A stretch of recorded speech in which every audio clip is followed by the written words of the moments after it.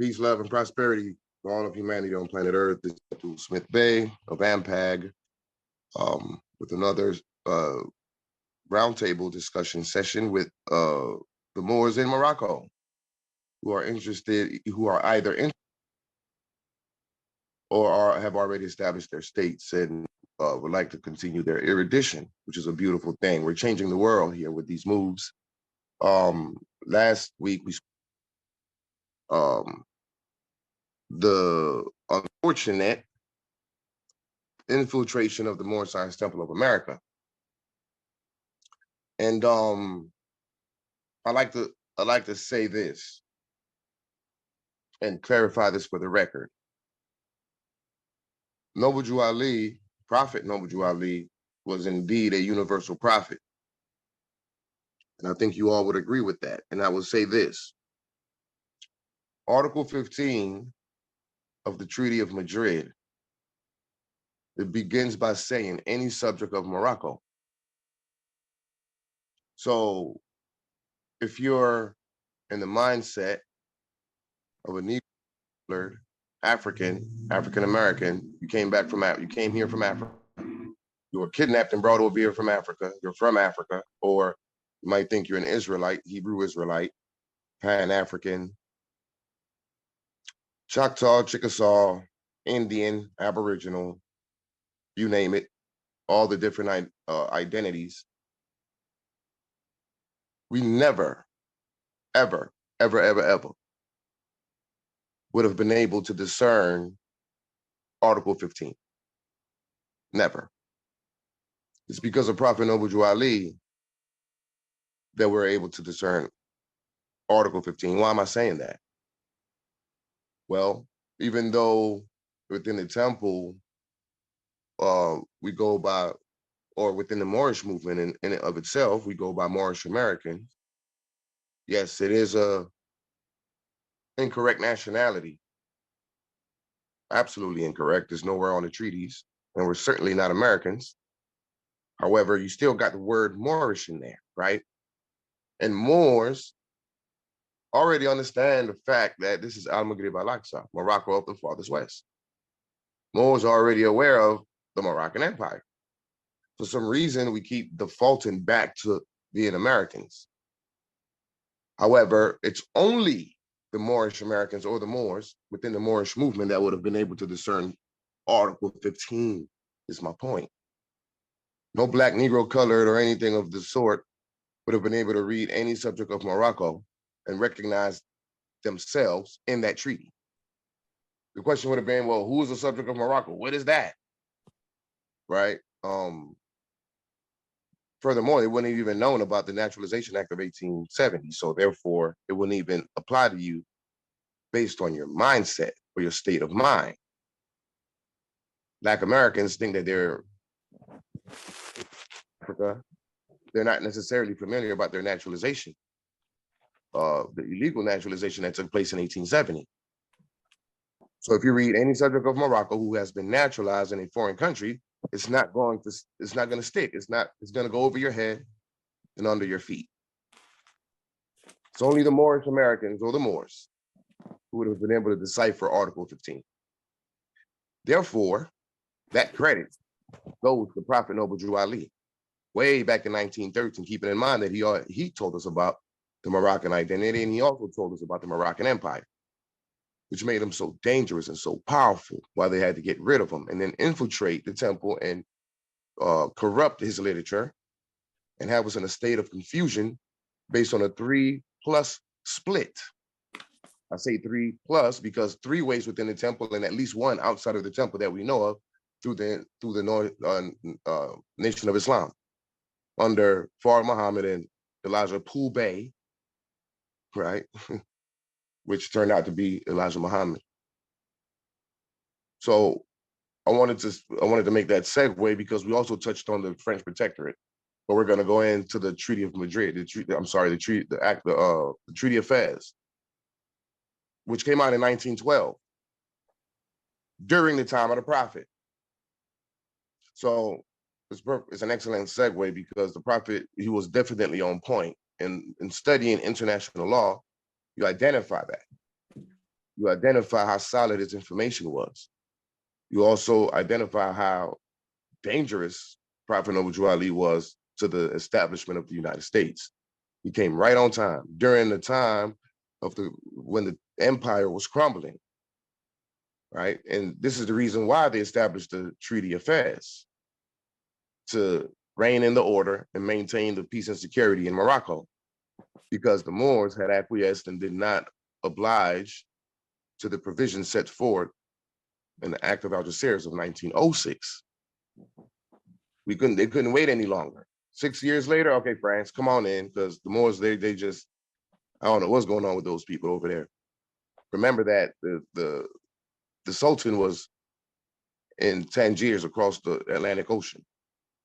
So we were separated by the immense ocean, as George Washington would say to the Sultan's son in the letter, separated by an immense ocean. See, that served them, that separation. Because throughout the entire time, we were supposed to petition consular court, right? So how would we had petitioned them? We were separated by an immense ocean. What we had to do, send letters, because there was no social media or anything of the like during the time. No sort of technology, weren't no cell phones. Weren't nobody finna call the embassy based on through the cell phones, or should I say the diplomatic body or the moxin of the government of Morocco. And so this was the necessity of Prophet Noble Ali appearing, and he is the universal prophet, because why is he a universal prophet? Is because the empire is a global empire, a universal empire, and he was the prophet of the empire. And so the empire's job is to uplift fallen humanity, which is the entire world. Through which diplomatic body? Let me ask that question for the floor. Through which diplomatic body will the Moroccans uplift all of fallen humanity and bring peace to the world? More statehoods, Moroccan statehood. No, I asked through which body Through the legislator, No, incorrect. A body politic is something. Let me clarify what body politic is. Not a body politic, I'm sorry. I'm saying that wrong. Diplomatic body. Through what States of Morocco. Question again. Through which diplomatic body are we supposed to uplift? Mics. Somebody, hold on. There's too many mics off. Too many mics off mute. Let's make sure everybody's on mute. Story, can you check to see who that is off mute so you can mute him, please? Through which diplomatic body are we to uplift fallen humanity? That's what I meant to say. I said it wrong. Diplomatic body. Through which diplomatic body are we supposed to uplift fallen humanity? States of Morocco. No. The diplomatic body would be the United Nations. Through the United Nations, we will uplift fallen humanity. Remember, the original diplomatic body was in Tangier. Then it became the League of Nations in 1920. Then the League of Nations became the United Nations. So the United Nations is a remix, an offshoot of the original Moroccan diplomatic body in Morocco and Tangier. And the current, most modern form of that is the United Nations. And the Secretariat of the United Nations is supposed to, it's his job to report back to the Moroccan governments about the conditions of the world. I hope you understand this, internalize this. This is a very important aspect to decolonization, because part of decolonization is to take our seat in the affairs of men. What seat is that? The Permanent Security Council, where the United States sit. They're in our seat of power in the north, coming from the North Gate. And so this is what this is all about. Governing not only 300 million people in the jurisdiction of the United States that's within Morocco, but also 7 billion people around planet Earth. So when we talk about fiat currency, traffic stops, tax issues, mortgage issues, or any of these so-called pain points. That's nothing. That has nothing to do with governance. Okay, so you got away with that ticket. Okay, so you got the judge to dismiss the case. Oh, okay, wonderful. And so we're supposed to govern the vast enterprise, not beat tickets. You got to keep that in mind, Islam. With that said, let's go into the reading of the French Protectorate. It's a short reading. Was a short treaty. It's only 9 articles. So can I get a matriarch to begin reading for me, please? I would appreciate that so much.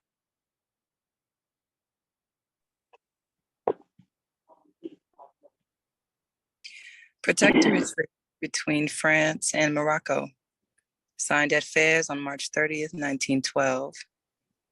The government of the French Republic and the government of His Sharifian Majesty desires of inaugurating a regular regime in Morocco based upon internal order and general security, which will make it possible to introduce reforms and to ensure the economic development of the country, have agreed upon the following.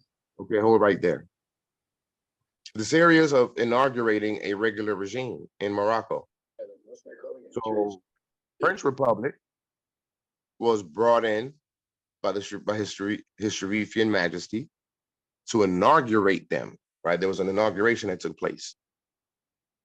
Hence why you have this word here. I guess I could just highlight it and inaugurating a regular regime in Morocco. And then it's based upon order and general, upon internal order and general security. So if he's bringing France to, if he's inaugurating France as a regular regime, a new regime, to bring internal order and general security, what does that mean? It was out of order and lack of security. It was too much going on, right? The empire was spiraling out of control. The Sultan himself didn't have the power necessary to maintain the control based on the loans that he took from Spain and Great Britain. We'll learn about some of that here in this particular treaty. And so France was brought in to assist. Well, initially it was the Moors who were supposed to come in and clean it up. He resurrected the Moors through the Act of Algeciras. But we had Negro sellouts that kept us away from the information, right? And so therefore, we never, we continued our acquiescence. Despite the fact that Prophet Noble Ali came to teach us who we were, but at the time, in a dark mindset, in the darkness that we were in darkness, right? We didn't know who we were. You couldn't bring us from Negro to Prime Minister or Wazir al-Rays, right? Islam, everyone. Islam. He wouldn't be able to bring us from Negro to governing. There had to be a smooth transition. That transition got corrupted, even during his time. He had sellouts during his time. So imagine what happened after 1929 when he was assassinated by his own, more than likely. Continue, sister. Article 1. Article 1. The government of the French Republic and His Majesty the Sultan have agreed to establish in Morocco a new regime comprising the administrative, judicial, educational, economic, financial, and military reforms which the French government may see fit to introduce within the Moroccan territory. All right there. Those are the reforms. Those areas are the areas that needed to be cleaned up because people were being miseducated. They were exercising extraterritorial jurisdiction, right? It's amongst other belligerent acts based on their courts, right? Which also deals with the administration of the empire, economic and financial, which is the banking system, and finally, last but not least, military. Because when you really in your belligerent state, what do you use to bully people and push people around? Your military. So these were the introduced by the Moors, the Act of Algeciras. It never happened. So again, France was brought in to complete that job on our behalf. And we'll see what Article 6 says on this particular treaty. Continue, sister. This regime shall safeguard the religious status, the respect and traditional prestige of the Sultan, the exercise of the Mohammedan religion, and of all religious institutions, in particular those of the Habus. It shall include the organization of a reformed Sharifian Maghzen. The government of the Republic will come to an understanding with the Spanish government regarding the interests which this government derives from its geographical position and territorial possessions on the Moroccan coast. Continue. In like manner, the city of Tangier shall, Oh, I need to scroll. yes, retain its recognized distinctive characteristic, which will determine its municipal organization. Okay, hold on.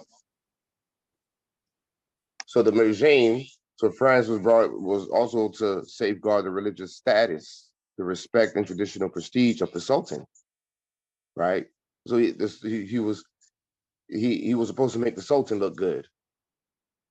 Or not he, but they, the French Republic, was supposed to help maintain the prestige of the Sultan, the exercise of the Mohammedan religion, which fell to the wayside, right? And of religious institutions, in particular those of the Habu. So what is a Habu property? Is the old ancient buildings, to include the mosques, the Catholic churches, government buildings, etc. And it shall include the organization of a reformed Sharifian Maghzen, right? What is a Sharifian Maghzen? DMT, right? Maru State Republic, AMPAG. These are Sharifian Maghzens. And so the reforms of these Sharifian Maghzens is taking place now. From a Moroccan perspective, not a French perspective. So whatever France did during the time was based on a French perspective, while at the same time upholding the principles of, upholding Moroccan principles, i.e. the Mohammedan religion, the prestige of the Sultan, etc. Then it goes on to say the government of the Republic will come to an understanding with the Spanish government regarding the interests which this government derives from its geographical position and territorial possessions on the Moroccan coast. That deals with the loan. So France is going to come, they're going to approach the Spanish government to talk about these loans, etc. Because remember, we also had the Spanish Protectorate in Morocco. So France, Spain, Great Britain, they all had their hands in Morocco, and it was based on treaties with the Sultan. Islam. Okay, you may continue, sister. Article 2.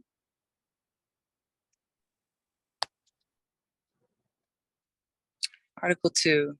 His Majesty the Sultan agrees that henceforth the French government, subject to prior notification to the Maghzen, may proceed to such military occupation of the Moroccan territory as it may deem necessary for the maintenance of good order and the security of commercial transactions, and may exercise every police supervision on land and within the Moroccan waters. Continue. Now, see, so this is, I say continue, I meant to say pause. This is how exhausted I am. So you see, I mean, doesn't Article 2 paint a picture for you in your mind?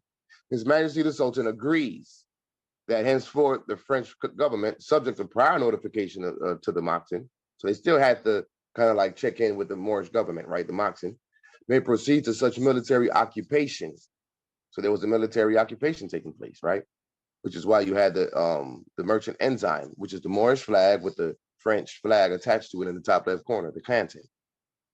May proceed to such military occupation of the Moroccan territory, right, as it may deem necessary for the maintenance of good order and security. So they were going around with their military and their police, keeping other colonists in check, even more subject, right? And the security of commercial transactions, and may exercise every police supervision on land and within the Moroccan waters, the ports, all that stuff right there, we're supposed to be doing. Everything that France was hired to do, Moors were supposed to do, the original Moroccans, whose ancient name was what? Moabites.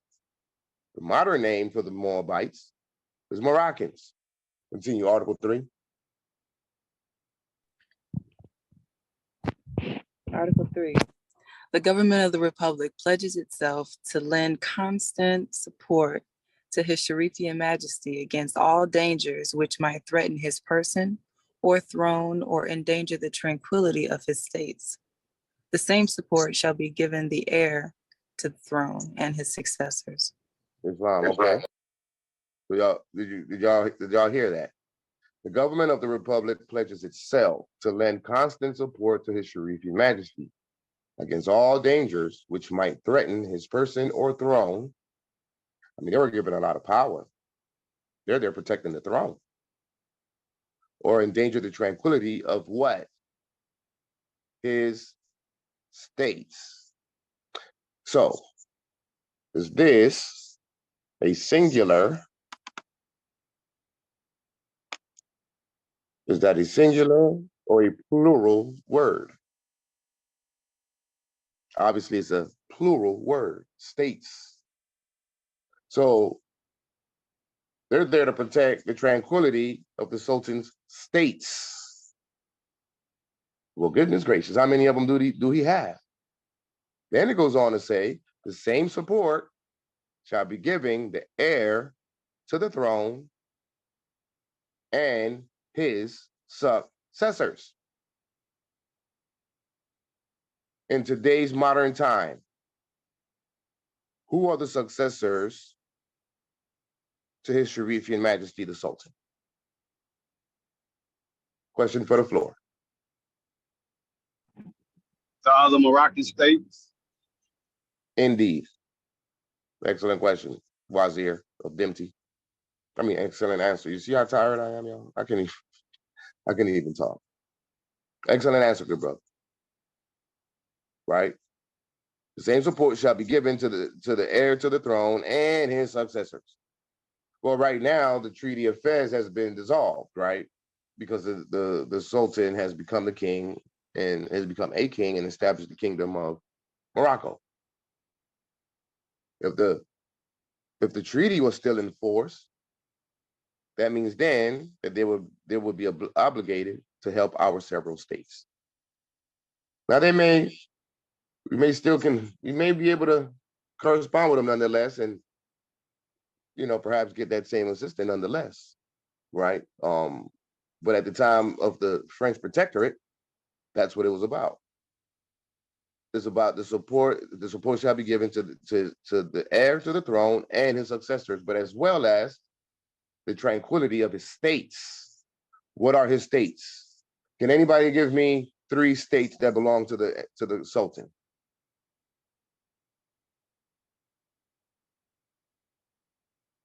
Just 3. Y'all can do it. 3 states that belong to the Sultan. And if you want, we can even rephrase it and say countries. So what are the 3 countries that belong to the Sultan?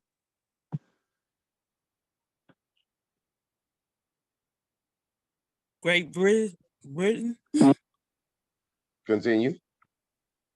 What else? Islam, the United States of America. And who else? France. Indeed. Even France themselves. Germany. Everyone that's part of the Treaty of Madrid and Acts of Adjusterate. Because remember, those are multilateral treaties. And he called upon all those states, brought them to the table to rein in the order and introduce these several reforms. So those are his states. Okay. So since those states belong to the Sultan, then that means it belongs to the empire. And if we're the successors to the Sultan, wouldn't it mean that those states belong to us as well? That they're under our authority, under Moroccan law? Would you agree with that? Correct. Sounds like common sense to me. Because we are the successors to the Sultan. So therefore his states belong to us. Now, obviously everyone, we still have to adhere to the treaties and international law as it is today. Things like the Montevideo Convention, in which you cannot, it's not, it's against the law for you to interfere with the internal affairs of another state. So what would that look like in today's modern times? I'm not sure, but according to this treaty, that's what it's saying, that these states are under the jurisdiction of the Moroccan Empire. See, that's why the Moroccan Empire has to come online, because it's not limited to our states. Our states is just our interdependent states. The job of our interdependent states is to establish bring back the Moroccan Empire out of a coma, out of the shallow grave.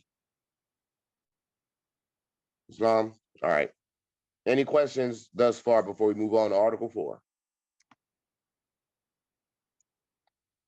Article 4, sister?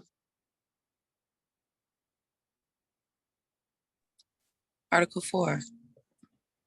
Such measures as the new regime of the Protectorate may require shall be established by decree upon the proposal of the French government by his Sharifian Majesty or the authorities to whom he may have delegated his power. The same procedures shall be observed in the matter of new regulations and of modifications of the existing regulations. Islam, continue. Article 5. The French government shall be represented. Somebody ought to mute themselves, please. Thank you. The French government shall be represented to his Sharifian Majesty by a commissioner, resident general, representative of all the power of the Republic in Morocco, who shall attend to the execution of the present agreement. Hold that right there. So, who is supposed to attend to the execution of the present agreement? The commissioner, resident general, right? Representative of all the power of the Republic in Morocco. So that commissioner, resident general was a body politic, I suppose. That was, if you will, that was established by the French Republic to attend to the execution of the present agreement. So they had to execute and bring adhere to and bring into full manifest the provisions of this particular treaty, which deals with reigning in the order in Morocco. Continue. The commissioner resident general shall be the sole intermediary between the Sultan and foreign representatives and in the relations which these representatives maintain with the Moroccan government. In particular, he shall have charge of all matters relating to foreigners in the Sharifian Empire. He shall have the power to approve and promulgate on behalf of the French government and all the decrees issued by his Sharifian Majesty. You see the kind of power France has been given, and then they established the commissioner, resident general, to execute the agreement on their behalf. And what is it to do? Well, they're the sole immediate intermediary between the Sultan and the foreign representatives. Who are the foreign representatives? Those same countries that belong to the Sultan, France, Germany, etc. Well, in this case, I wouldn't say France because France is in cooperation with the Sultan, so everyone else outside of France. So that would be Germany, United States, Russia, Sweden, Spain, right, etc. And in relations with these representatives maintained with the Moroccan government. So they're also in cooperation with the Moroccan government. In particular, he shall have charge of all matters relating to foreigners in the Sharifian Empire. So they're acting as like a minister of foreign affairs, dealing with any foreign affairs or matters dealing with foreigners in Morocco. He shall have the power to approve and promulgate on behalf of the French government all the decrees issued by His Sharifian Majesty. There goes the word promulgate again. Why we didn't learn about these treaties is beyond me. Now let's examine what Article 6 say. Continue, sister. Article 6. The diplomatic and consular agents of France shall be charged with the representation and protection of Moroccan subjects and interests abroad. Hold that right there. The diplomatic and consular agents of France. The diplomatic and consular agents of France, consular agents, consular court, shall be charged with the representation and protections of Black people. Period. Can I ask a question? Oh, Wazir? Islam. So when you just stated that, like, that was the French's job. So just say in an example of petition to consular court, and we didn't have it, but that would have been an option if a Moor knew that to petition them in relationship to consular court. Excellent. That's exactly right. Islam. Right, because they were charged with the representation of our people. Why? Because our people were asleep. And sleep is the cousin of death. If we had kept sleeping any further, we would have just died away. So the fact that the temple, regardless of the confusion and the infiltration and all the issues, it if you will, it allowed us to maintain until the third and fourth generation, which is the time in which all the Moors with their eyes wide open, seeing and knowing, will come in to carry this thing forward. Because up until then, it was stagnant. But no worries. That's why you have a doctrine called order out of chaos. So the Wazir Regional Council is here to rein in the order out of the chaotic cesspool, right, that has taken place since the passing of the prophet. But it was maintained long enough for all these Moroccan states to now come along in the third and fourth generation. But in the meantime, up until 1956, the French were protecting Moroccan subjects. And who are the Moroccan subjects? Negroes, Blacks, Coloreds, African Americans, Moorish Americans, Hebrew Israelites, Pan-African, etc.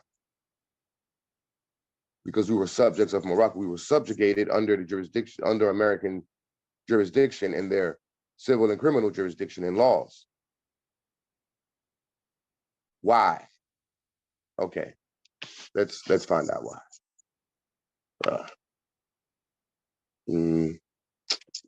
Which way should I go here? I was gonna go to the Treaty of Madrid, but I'm just gonna go here.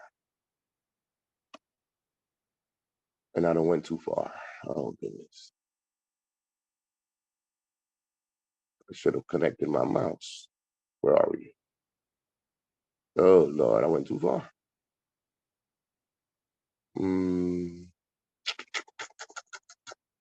Sorry about that. Give me 1 second. Yeah, I went really far. Okay, we're coming closer here, right here. Why? Why did that? What took place? right? Paragraph 2 of Article 15. Foreign naturalization heretofore acquired by subjects of Morocco, and according to the rules established by the laws of each country, or in this case, established by the laws of the United States, shall be continued to them as regard all its effects, without any restrictions. This is what Black, Negroes, coloreds, etc. This is what we're dealing with. Why are we dealing with that? Because we didn't do what we're doing now, which is adhere to paragraph 1, which says any subject of Morocco who has been naturalized in a foreign country, right? We know that. We know that we were naturalized in a foreign country. We've went over this before. And who shall return to Morocco shall, after having remained for a length of time equal to that which shall have been regularly necessary for him to obtain such naturalization, choose between entire submission to the laws of the empire and the obligation to quit Morocco unless it shall be proved that his naturalization in the United States was obtained with the consent of the Moroccan government or the government of Morocco. So we're supposed to give permission to remain naturalized anyway. So this is a state of acquiescence that we were going through by not choosing between the entire submission of the laws of the empire and going back home to Morocco under Moroccan laws and protections. This is what's been haunting us for the past 100 years. We didn't know about this. We would have been able to solve it a long time ago. And then if you go back to Article 20 of the Treaty of Peace and Friendship, it tells you that the Council deals with matters between or disputes between an American citizen and those subjects under their protection, i.e. Dred Scott. So the whole time up until 1956, we had the ability to petition consular court whenever there was a dispute with the United States. But did we know about that? No. Why? Sellout Negro leaders. They took the payoff. So who's worse? The one who off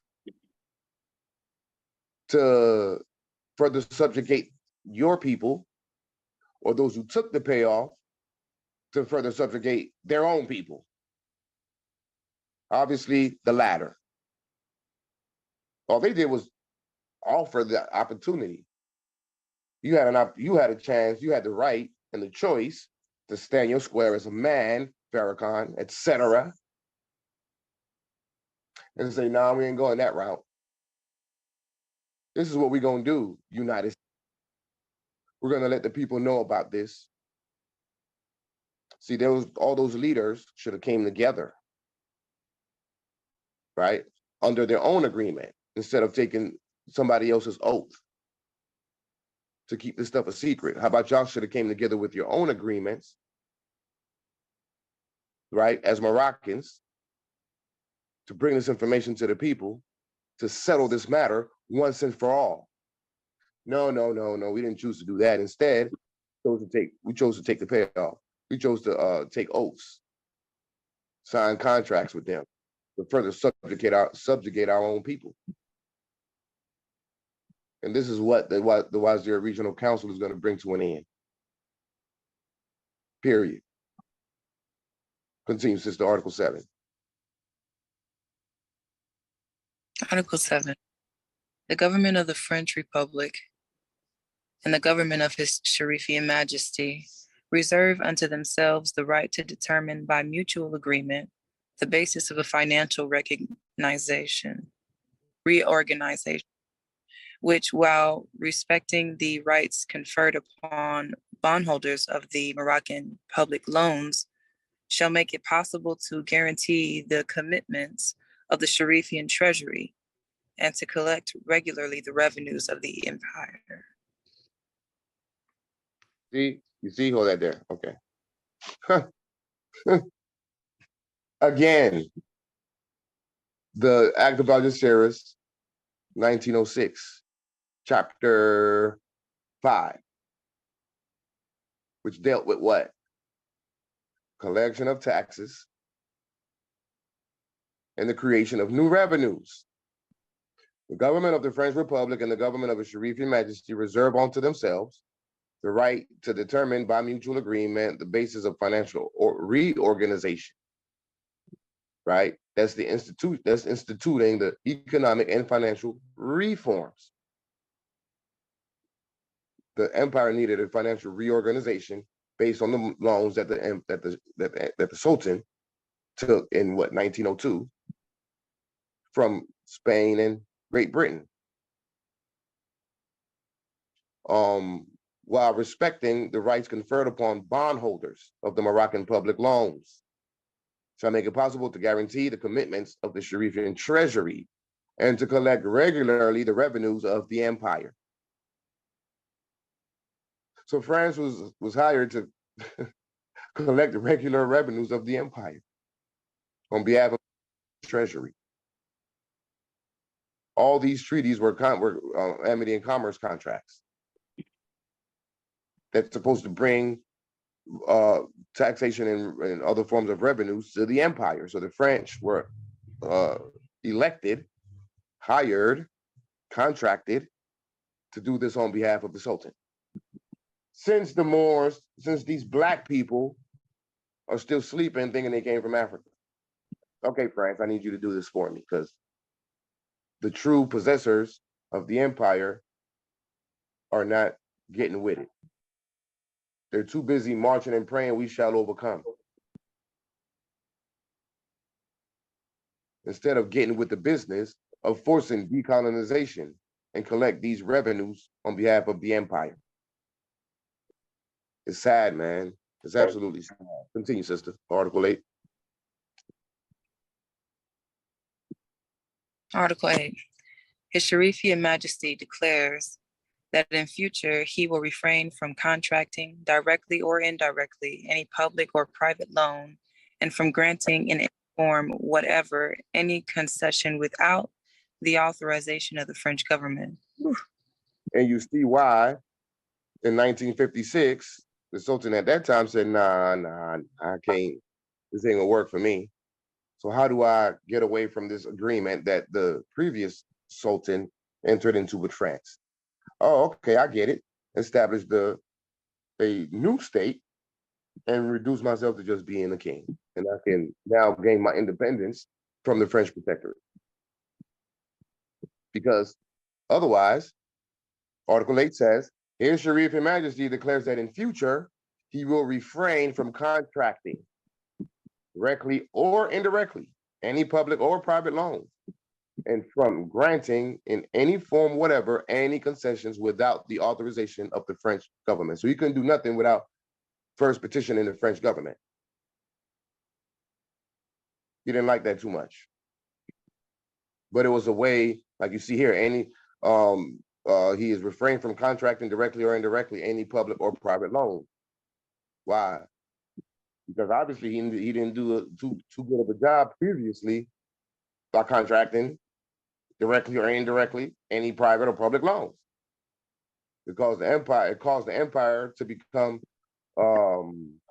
dependent upon the European states. That was the linchpin that caused the empire to start now to spiral out of control. He was losing his power. He was losing the empire. The Moors wasn't waking up. It was the Moors' job to do it. And you know, when we come in guns blazing. We're shutting everything down. This is the fear that they have of us. That's why they had to say, Negro, black color, Negro, black color, Negro, black color. Brainwash these people. Get their minds out of the parties to the contract and from the contract period. So let's get their names let's get them their name in their minds. Let's get their names, the names of their nationality out of the contract, and let's get the contracts out of their minds. They don't need to know nothing about the Treaty of Peace and Friendship, the Treaty of Madrid, the Act of Algeciras, none of that. And they certainly don't need to know that they're Moroccans or Moors. These people are Africans. Let's make sure this happens with the pen through the education, right? This is why we needed the educational reforms, because we were being miseducated and taught a bunch of BS. But who did it? Okay. Who wrote Roots? Alex Haley. Was Alex Haley a so-called white man? No. He was a Moroccan himself telling the Moors that they came from Africa. Come on. Didn't Alex Haley plagiarize that? And it was written by Albion? That's what I've heard. I don't know that to be the exact, I haven't seen any evidence on that. I haven't seen that particular book, but that's what I've heard. Monsieur the Duke of Tears speak on that often. But he's not the only one. W.E.B. Du Bois, I mean, you name it, all these authors of the time who existed during or right after the time of the prophet. They didn't speak on the prophet. All those authors of the 20s and the 30s and the 40s, they kept their mouth shut about Noble Drew Ali and the Moorish paradigm. We sold out. And what did they gain from that? Obviously, finance, notoriety, fame, Black History Month fame, right? This is the reason why we acquiesced, was our own leaders, spiritual leaders, teachers, certain grand sheiks, grand governors, all of them across the board, all of them. Whether they knew it or they didn't. Many of which knew it though, because they themselves took the oath to do so. They will be adjudicated against. They will serve jail time for this. And what will be the charge? Genocide. Crimes against humanity. Because they participated in a mass denationalization of their own people, therefore they are accomplices. So the United States are the principal. The Negroes are the accomplices. The Negroes with or without fezzes, who joined in to assist the colonists to keep us subjugated and denationalized. That they took part in the mass denationalization of a people that would have brought peace to the world a long time ago. But instead, look at the world. Whose fault is that? The Negro preacher leader, all of them, the sellouts, the converso Moors, et cetera, et cetera, et cetera. They killed Noble Drew Ali. They killed Il Malik Shabazz. And they killed Martin Luther King. They killed, and then the colonists turned around and they killed their own. Who is that? JFK. They shut all this down in the 60s. Why? Because of the treaty of the case between France and the United States of 1952. The case concerning rights of nationals of the United States of America in Morocco. Let's close out this treaty, sister, Article 9. Article 9. The present treaty shall be submitted to the government of the French Republic for ratification, and the instrument of the said ratification shall be handed without delay to His Majesty the Sultan. In faith whereof the undersigned have drawn up the present act and have affixed their seals thereto. Fez, March 30th, 1912, 11 Rabiah, 1330. Thank you, sister. I appreciate it. Excellent reading. And Article 9 was the instructions. We always must go over the instructions and the preamble. The instructions, you notice the same type of instructions in all the other treaties, agreements, conventions, etc. Whether it's Moroccan or just the United Nations Charter, which makes it Moroccan law because the United Nations Charter got their language from the Moroccan treaties. such as the present treaty shall be submitted to the government of the French Republic for ratification, and the instrument of the said ratification shall be handed without delay to His Majesty the Sultan. Similar language all throughout. They get it from the government of Morocco on how to bring a treaty, convention, etc., into full force. There's specific processes to do so, and that's the process. That's the exact phase that we're in as it relates to enacting the Wazir Regional Council Convention and bringing it into full force. Currently, we're in the process of bringing it back to our states so that the mothers, the matriarchs, the little Aziz, and the legislators may accept it as our legislation. Without her, the WRC will not exist. So it's the mothers. So, okay, so if Farrakhan get locked up because of the WRC, Mama did that. Mama said that. Mama said, oh, he got to go through the constitutional process of your government.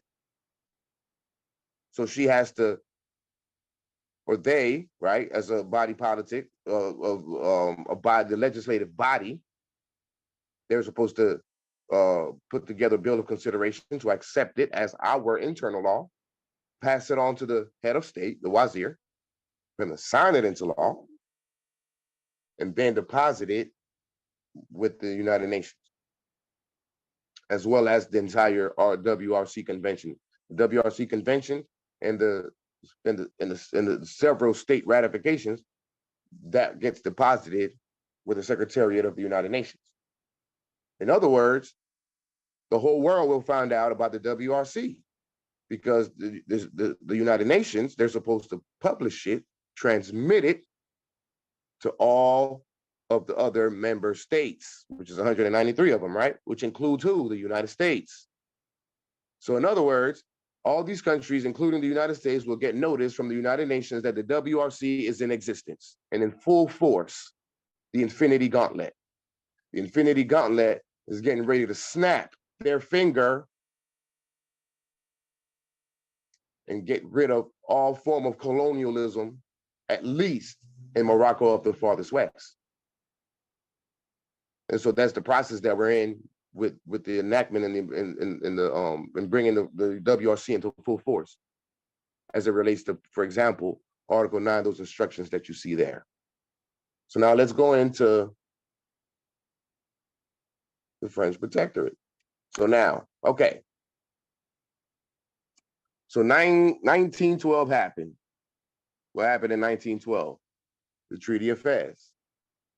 So, okay, France then got all this power now to control and run the empire. So they go around the world, putting everybody on notice, all jolly and happy. Oh, we got the pen. Let's go talk to Germany. Let's go talk to France. Let's go talk, to Great Britain, etc. Well, they had a conversation with the United States. There may be a part 2 to this because there's like 19 pages on this document, right? But I wanted to begin the conversation or the discussion on the French Protectorate correspondence by first examining or going over the Treaty of Fez, because the Treaty of Fez is what gave the French Republic the power to now come and start punking the United States. That's exactly what they did. And you'll see as we continue, as we go into this read. I'll give you a break as the story. Let me read this here, and then this particular a few of these paragraphs just to move it along pretty fast, and then I'll ask for another matriarch to come in. So it goes Morocco, very top, Morocco. Can't even spell. Okay, let's do this. Oh, I can't highlight it. Sometimes you can highlight PDF, as other times you can't. I don't know what it is with PDF formats that sometimes you can kind of like at least highlight it, other times you cannot. But I was trying to highlight the first 3 letters. What's the first 3 letters? More. You can't spell Morocco without the word more. Moors. So why would we even say that we're not Moroccans? That makes absolutely no sense to me. We're not Moroccans, we're Moorish Americans. Okay, Moorish is Moroccan.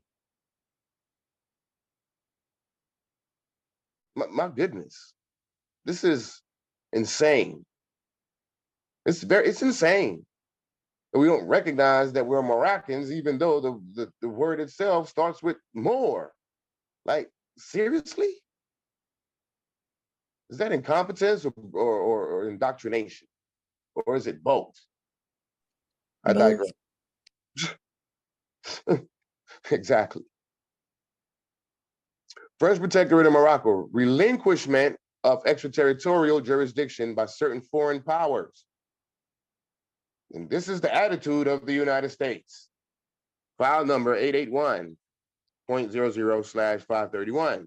The French ambassador to the Secretary of State. So the French ambassador began correspondence in 1913 to the Secretary of State.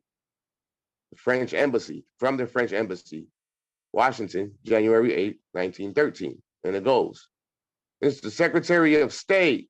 How you doing today? I'm here to punk you.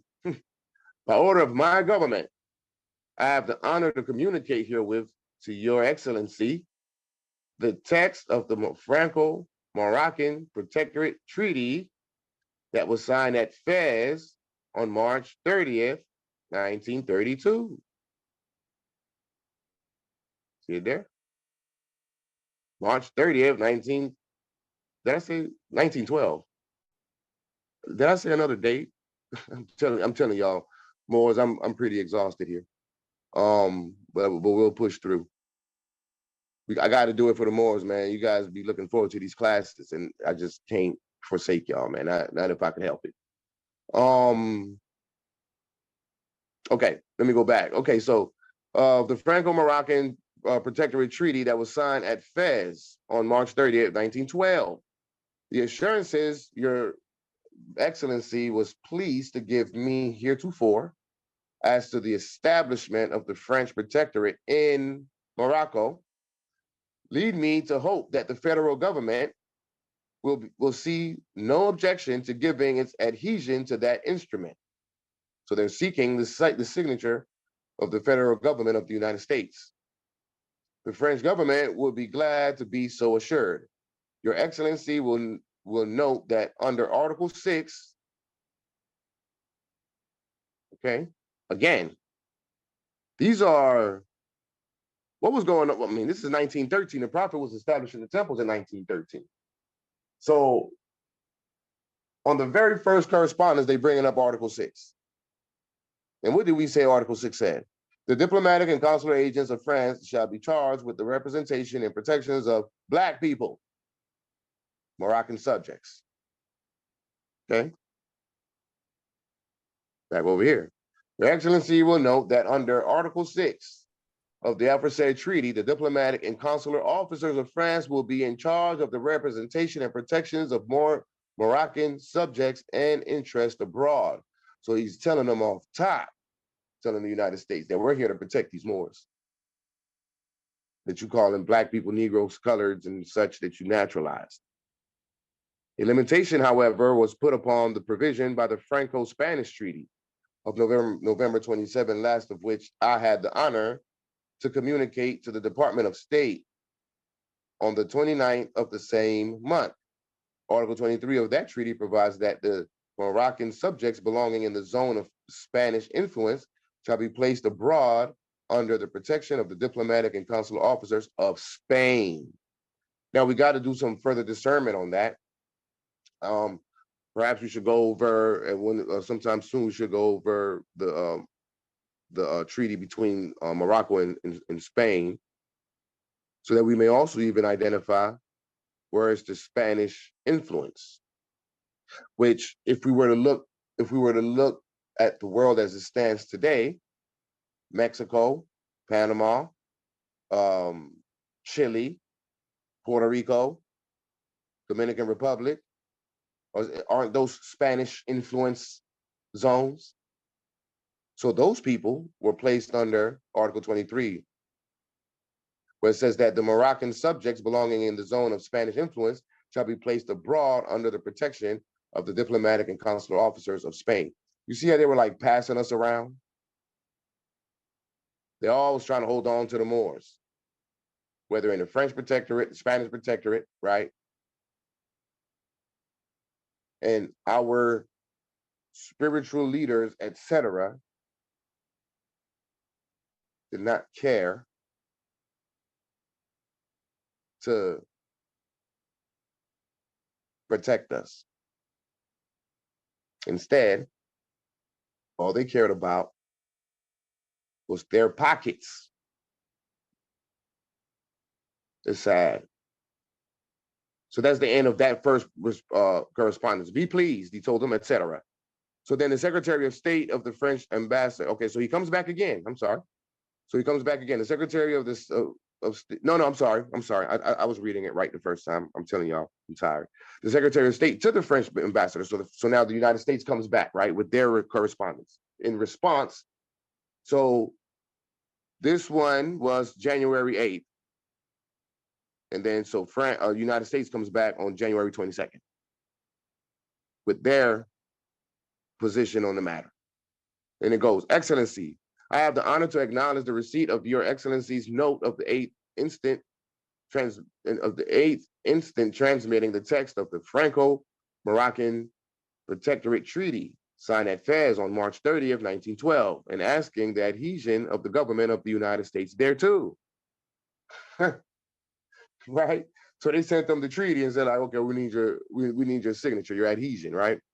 Following the traditional American foreign policy. So it's the American foreign policy, not the Moroccan foreign policy. There goes another example and proof that they are the Americans, we are the Moroccans. Following the traditional American foreign policy, which forbids participation by the United States in the settlement of political questions, which are entirely European in their scope. Okay. All right. Let me pause right there for a second. Let me adjust myself.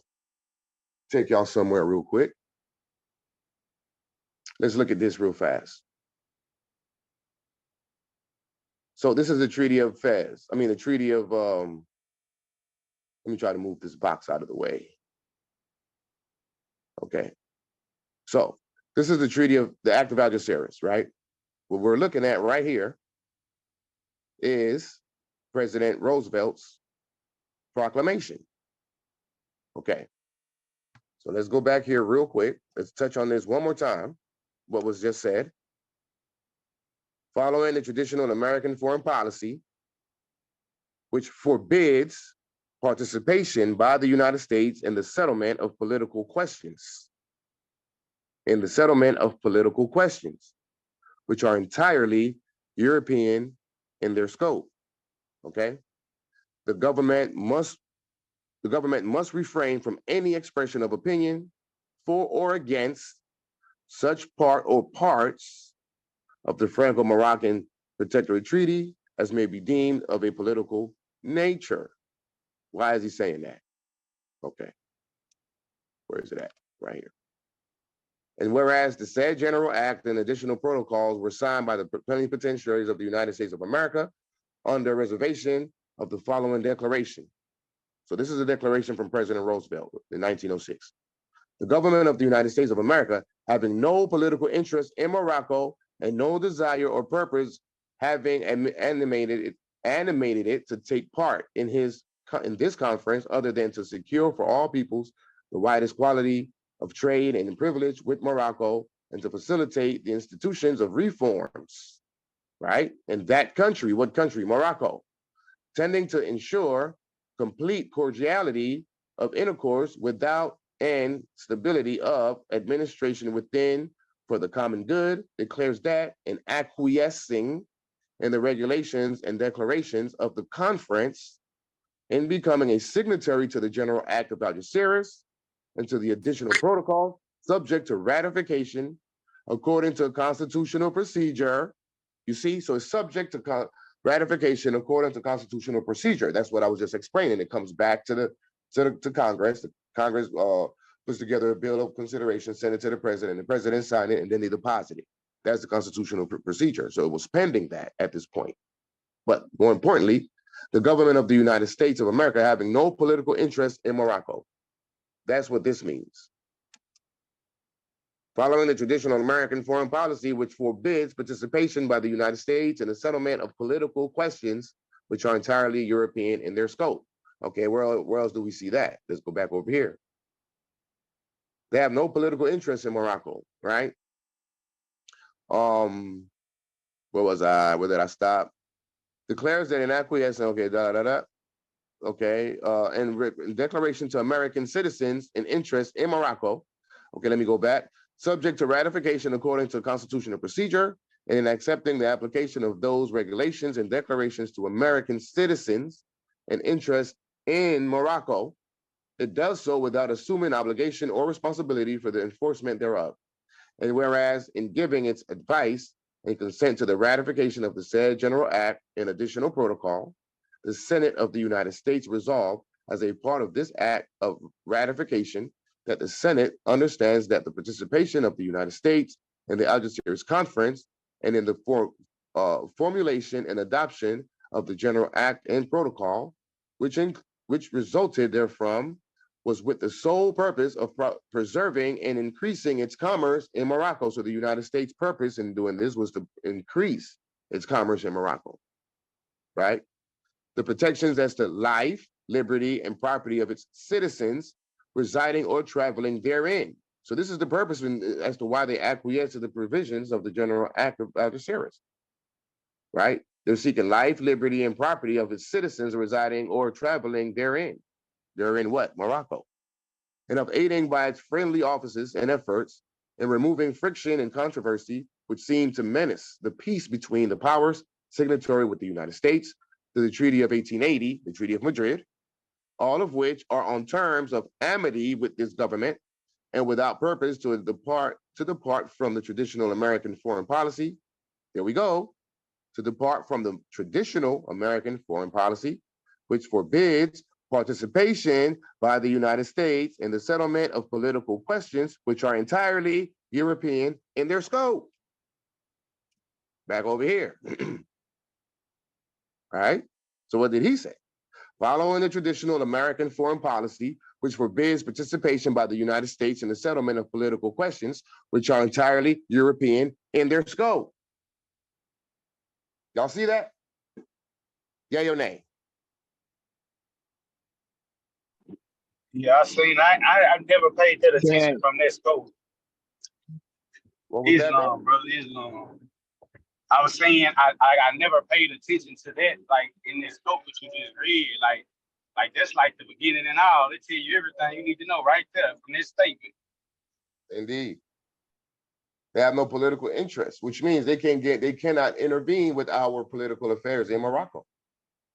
He is reaffirming what the president said just recently. This is 1906. Both the proclamation and this correspondence came out in 1906. And a point of reference, I think just say the understanding of what a constitution is and what you do with a constitution, not understanding that concept, I believe like that's why that point was missed. Because that's what you do with a constitution. You know what I'm saying? You gotta promulgate, do those things that he's naming that he did, and the terminology, political interest. I mean, even when I was a Moorish American, I didn't have any kind of understanding of government that connected with being a Moorish American. So with that, I yield. No, but brother, none of us did. And those that did come to we all knew that we needed a government, but we didn't understand the instructions. So those who established so-called governments and states, they did it in an incompetent way because they lacked the erudition relating to the instructions set forth in the international community under international law. So instead of depositing our ratified constitution and our Declaration of Independence or statehood with the United Nations and then putting others on notice, instead we deposited our Constitution and our Declaration of Independence with the Secretary of State, for example. Like that's that's not the instructions, brother. It goes to the international community, not to the same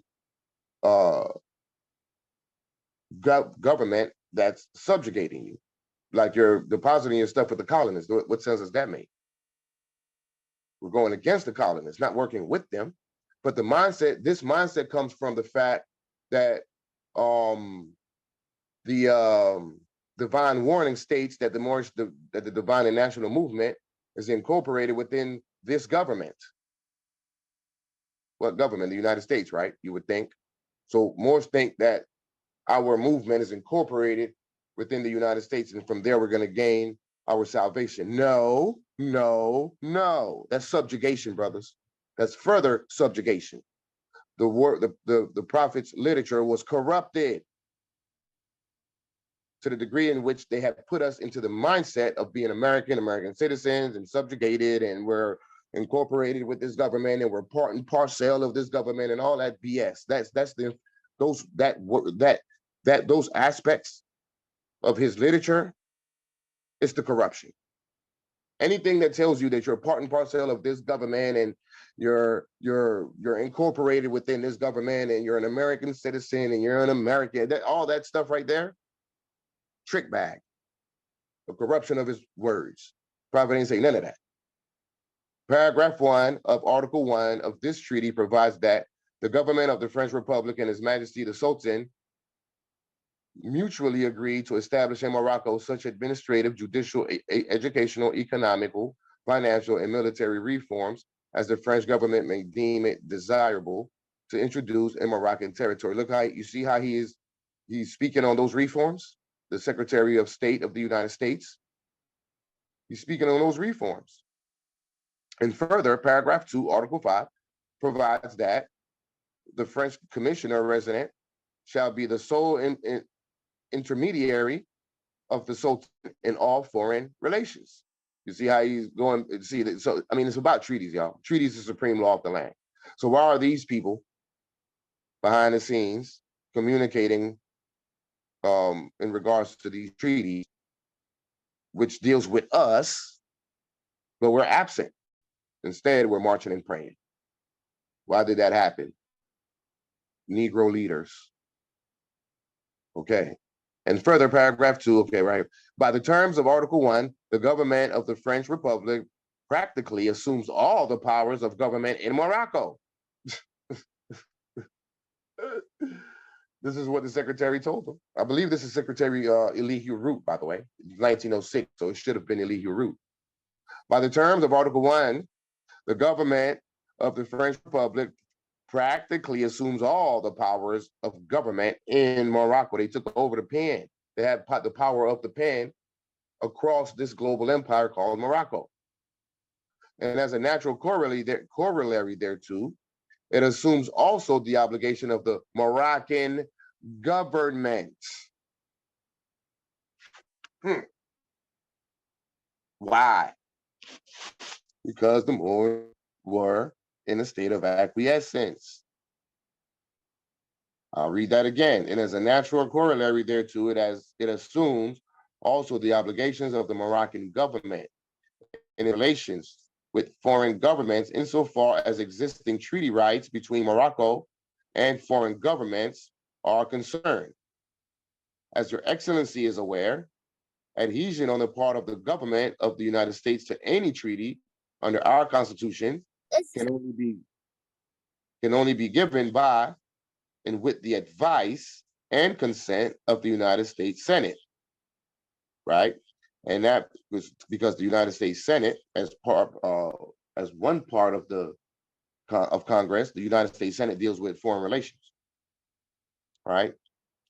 And after carefully considering, after carefully consideration of the Franco-Moroccan Protectorate Treaty, this government is of the opinion that it is not sufficiently detailed and concrete in its provisions to permit of submission to this country's treaty-making power.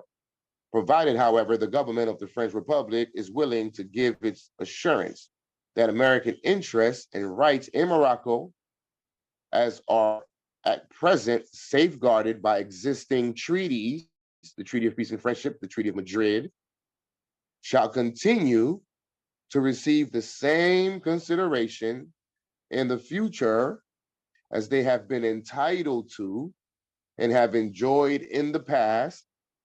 On such an understanding, the government of the United States would be inclined to view with favor the reforms which the French Protectorate contemplate introducing into Morocco as provided for in the treaty in question. Let me read that again in case that went over our heads. Provided, however, the government of the French Republic is willing to give its assurance. So they're seeking assurance from the French Republic because they already know that the French Republic got all the power, that American interests and rights in Morocco as are at present safeguarded by existing treaties. So in other words, are y'all gonna uphold our treaty rights? We need y'all to uphold our treaty rights. We need to be able to continue our operations here. Can we come to an agreement? Right? As are at present safeguarded by existing treaties, shall continue to receive the same consideration in the future as they have been entitled to and have enjoyed in the past. On such an understanding, the government of the United States would be inclined to view with favor the reforms which the French Protectorate contemplate introducing into Morocco as provided for the treaty in question. So they're talking about what treaty in question? The Treaty of Fez. So they're trying to negotiate something, you know. But it says right here, on such an understanding, the government of the United States would be inclined to view with favor the reforms which the French Protectorate contemplate introducing in Morocco. So we'll view it in favor if you would respect our treaty rights. So that wasn't Elihu Root, that was PC Knox. Okay, so that's the end of his correspondence. So then the French Chargé d'Affaires to the Secretary of State. Now this is on October 7th, 1913. So now the French is responding to this Secretary of State guy, PC Knox, right? Mr. Secretary of State, by order of my government, I have the honor to forward herewith to your excellency 2 copies of the official bulletin of the Moroccan Protectorate promulgating the new judiciary system, judicial reforms, the new judiciary system in the French zone of the Sharifian Empire, together with a copy of the Journal Officiel of the French Republic of September 9, 1913. So that Journal Officiel is the first correspondence in 1913? Yeah, it is in 1913. In fact, I said something wrong. Elihu Root was the Secretary of State in 1906. This correspondence is taking place in 1913. Earlier, I said in 1906. I was absolutely wrong. Forgive me. I'm working through it myself. But 1913, this is when the correspondence took place. So forgive me misspeaking on this earlier, the dates. I've got the years mixed up. Okay, so together with a copy of the Journal Officiel of the French Republic of September 9, 1913, which also contains the decree relating to that organization, the new judiciary system instituted by virtue of the provisions in paragraph 2 of Article 9 of the Franco-German Treaty of November 4th, 1911, is intended to supersede the French Consular Court on and after October 15, 1913. So we got to go back, and we got to study the Franco-Germany Treaty of November 4th, 1911. See, this correspondence here, and even like the Treaty of Madrid, and even the France versus United States case, is highlighting other treaties that require some erudition, right? We need to go back and study some of those treaties. So it's giving us other breadcrumbs. However, the main treaties that serves our purpose that's most germane for us is the Treaty of Peace and Friendship, the Treaty of Madrid, and the Act of Algeciras. But that doesn't mean that we don't need to study these other treaties, such as the Franco-German Treaty, because it deals with us and it deals with Morocco. In accordance with the provisions of the aforesaid article, I have been instructed to ask the federal government to place its citizens under the new jurisdiction. So France wants the United States to place its citizens under the new jurisdiction. I shall hasten to forward to my government the reply. Your Excellency will be so good as to return to me on the subject. Accept, etc. And this guy is E. D. Peretti de la Roca. Okay. So then we come back, the acting Secretary of State. So now it's the acting Secretary of State to the French ambassador on February 13, 1914. I'll pause there for a second. Are there any questions or concerns or comments in regards to what we've read thus far, whether it be the treaty or this document here? I'm listening. Wazir, I was actually going to ask for a recap on the references from the one that you just read in the prior, to see how the two correspondences, have brought us to where we are now in our understandings, if that makes any sense. You were asking for a recap? What do you mean?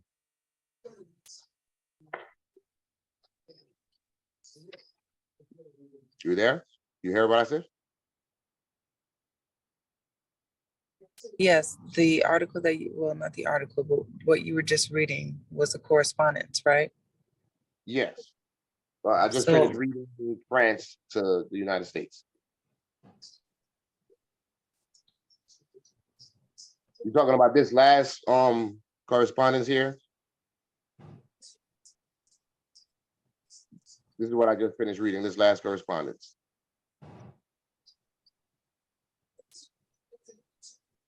Are you there? Might be Yeah, on it's mute. going in and out. Don't worry about it, Wazir. Go ahead.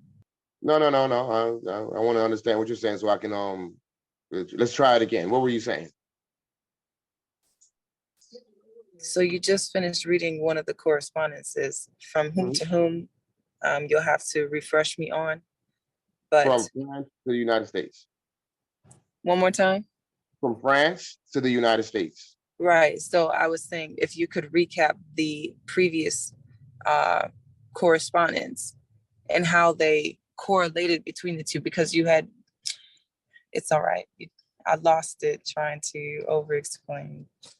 Okay. Well, I'll tell It's you just what. that when you read into the second correspondence, there was so much information in there that all of the focus was on this correspondence. But, to recap on the prior one, to see how all of that correlated to what they were requesting, Okay. kind of brings the thought. Okay, recap it. Go back over it again real quick to see where it fits with the second with the next correspondence. Okay, so this and if I'm gonna continue, I'm gonna go ahead and recap it. And if I'm not doing what you're actually asking, then stop me and redirect me. So the Secretary of State to the French ambassador, right? He said, I have the honor to acknowledge the receipt of your Excellency's note of the 8th instant transmitting the text of the Moroccan Protectorate Treaty signed at Fez on March 30th, 1912, and asking the adhesion of the government of the United States thereto. So they're seeking the government's signature, right? Following the traditional American foreign policy. Hold on a second. Are we in the right place? Yeah, the secretary to the, yeah, okay. Following the traditional American foreign policy, which forbids participation by the United States in the settlement of political questions, which are entirely European in their scope. So this was, again, we went over that just a minute ago. This was, he's speaking on what President Roosevelt said here in 1906. So this is in 1913. This is where I misspoke. That's probably where I might have caused some confusion. Right. So this was in this here is now 1913. And so he's reaffirming what President Roosevelt said in his proclamation. Okay, so then he goes on to say the United States in the settlement of political questions, which are entirely European in their scope, which is what? If it's dealing with which is entirely European in their scope, that means in their scope, which that means that it's based in colonization and outside of Moroccan law, thus adhering to Moroccan law, because paragraph 2 of the Treaty of Madrid is Moroccan law, and it's allowing the colonists to do as they see fit with us, right? In terms of their laws, if we don't choose between entire submission of the empire. The government must refrain from any expression of opinions for or against such part or parts of the Franco-Moroccan Protectorate Treaty as may be deemed of a political nature. Anything dealing with a political nature in Morocco, they must stay out of it. Paragraph 1 of Article 1 of this treaty provides that the government of the French Republic and His Majesty the Sultan mutually agree to establish in Morocco such administrative, so he talked about it in the next one, administrative, judicial, educational, economic, financial, and military reforms, as the French government may deem it desirable to introduce in Moroccan territory, right? And further, paragraph 2 after Article 5 provides that the French commissioner resident shall be the sole intermediary of the Sultan in all foreign relations. See, this is the reason why we went over the Treaty of Fez, because now you see how it's germane to this particular correspondence and conversation. By the terms of Article 1, the government of the French Republic practically assumes all the powers of government in Morocco. And as a natural corollary thereto, it assumes also the obligation of the Moroccan government and its relations with foreign governments, insofar as existing treaty rights between Morocco and foreign governments are concerned. See, Morocco has several treaties with foreign governments. As your excellency is aware, adhesion on the part of the government of the United States to any treaty under our Constitution can only be given by and with the advice and consent of the United States Senate. And after careful consideration of the Franco-Moroccan Protectorate Treaty, this government is of the opinion that it is not sufficiently detailed and concrete in its provisions to permit of submission to this country's treaty making power. So they talk about the treaty is not concrete enough and it's detailed or concrete enough. It's detailed and concrete enough. Y'all trying to play games, but the French ain't holding up on that. Provided, however, the government of the French Republic is willing to give its assurance that American interests and rights in Morocco, as are at present safeguarded by existing treaties, shall continue to receive the same consideration in the future as they have been entitled to and have enjoyed in the past. See, they've been enjoying the commerce, they have been enjoying the subjugation of our people, because only through that subjugation could they maintain the limited jurisdiction that they have been, right? Which then allows them to enjoy the commerce, because who are they paying taxes to? Or maybe at the time they were paying taxes to the government of Morocco. We'll find that out when the time comes, because if they were paying taxes, there would be a ledger or something, some sort of evidence to show and prove that, some sort of receipt, invoice, right?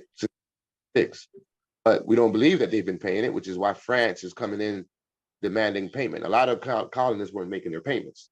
Part of the reason why he's reigning in the order. On such an understanding, the government of the United States would be inclined to view with favor the reforms which the French Protectorate contemplate introducing into Morocco as provided for in the treaty in question, right? So that's, again, France, the Secretary of State, well, I'm sorry, state to the French ambassador. So this is the United States talking to the French ambassador. So now here comes the Chargé d'Affaires for France talking to the Secretary of State. And he's responding to him.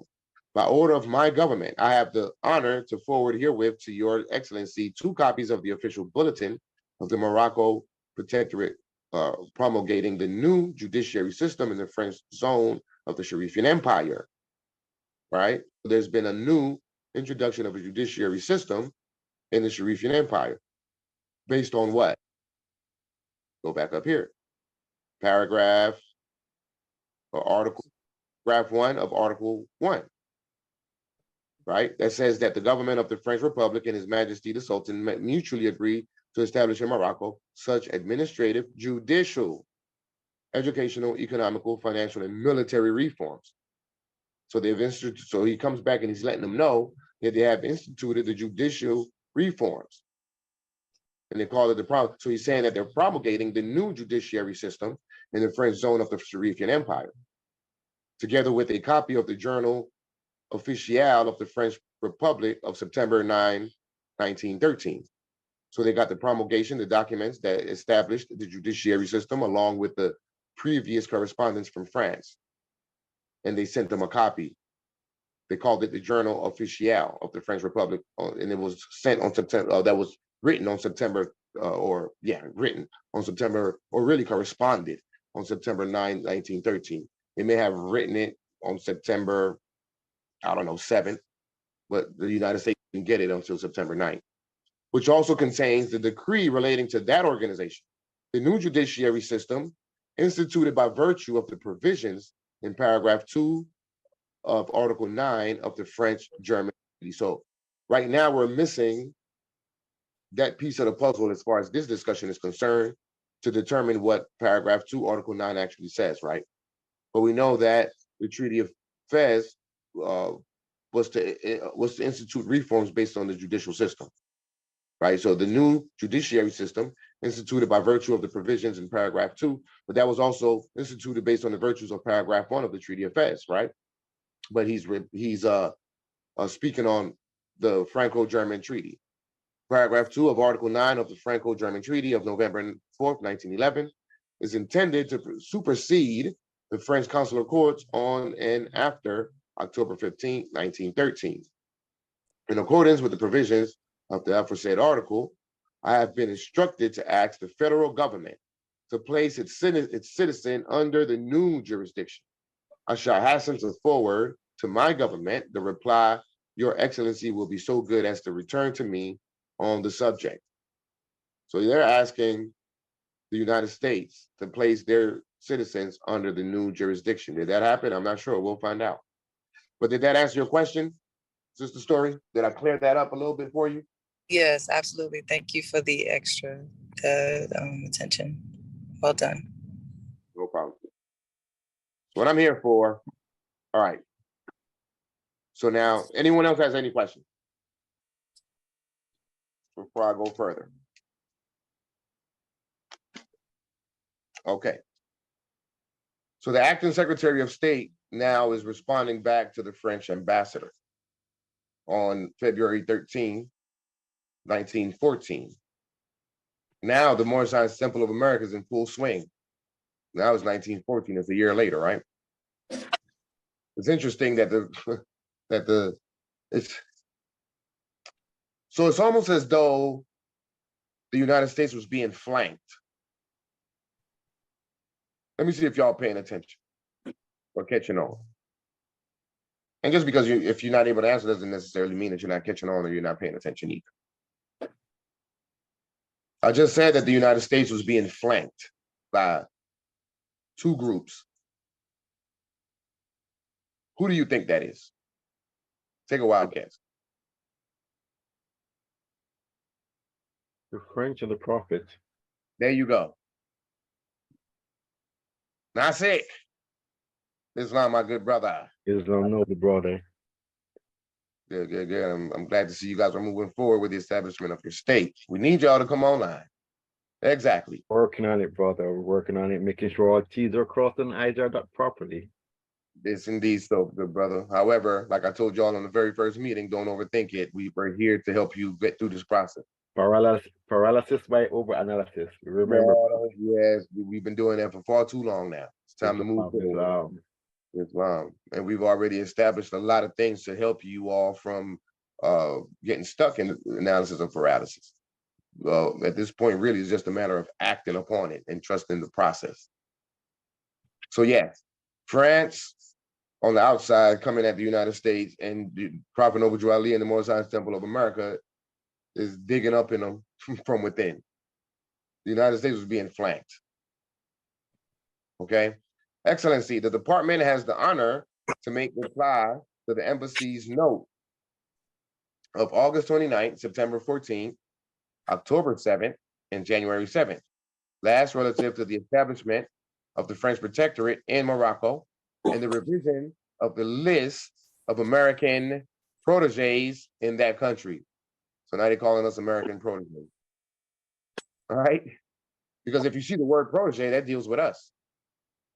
But it was originally, the proper term is Moroccan or Moorish proteges, Moorish subjects and proteges, Moroccan subjects and proteges. In the first note above mentioned, the department is informed in relation to the establishment of the French Protectorate that owing to the inadequacy of the means therefore employed to prevent the smuggling of arms and munitions of war in Morocco. Chapter 2 of which treaty prevents the smuggling of arms and munitions of war in Morocco. Which treaty deals with that? The Question Treaty for of, Go ahead.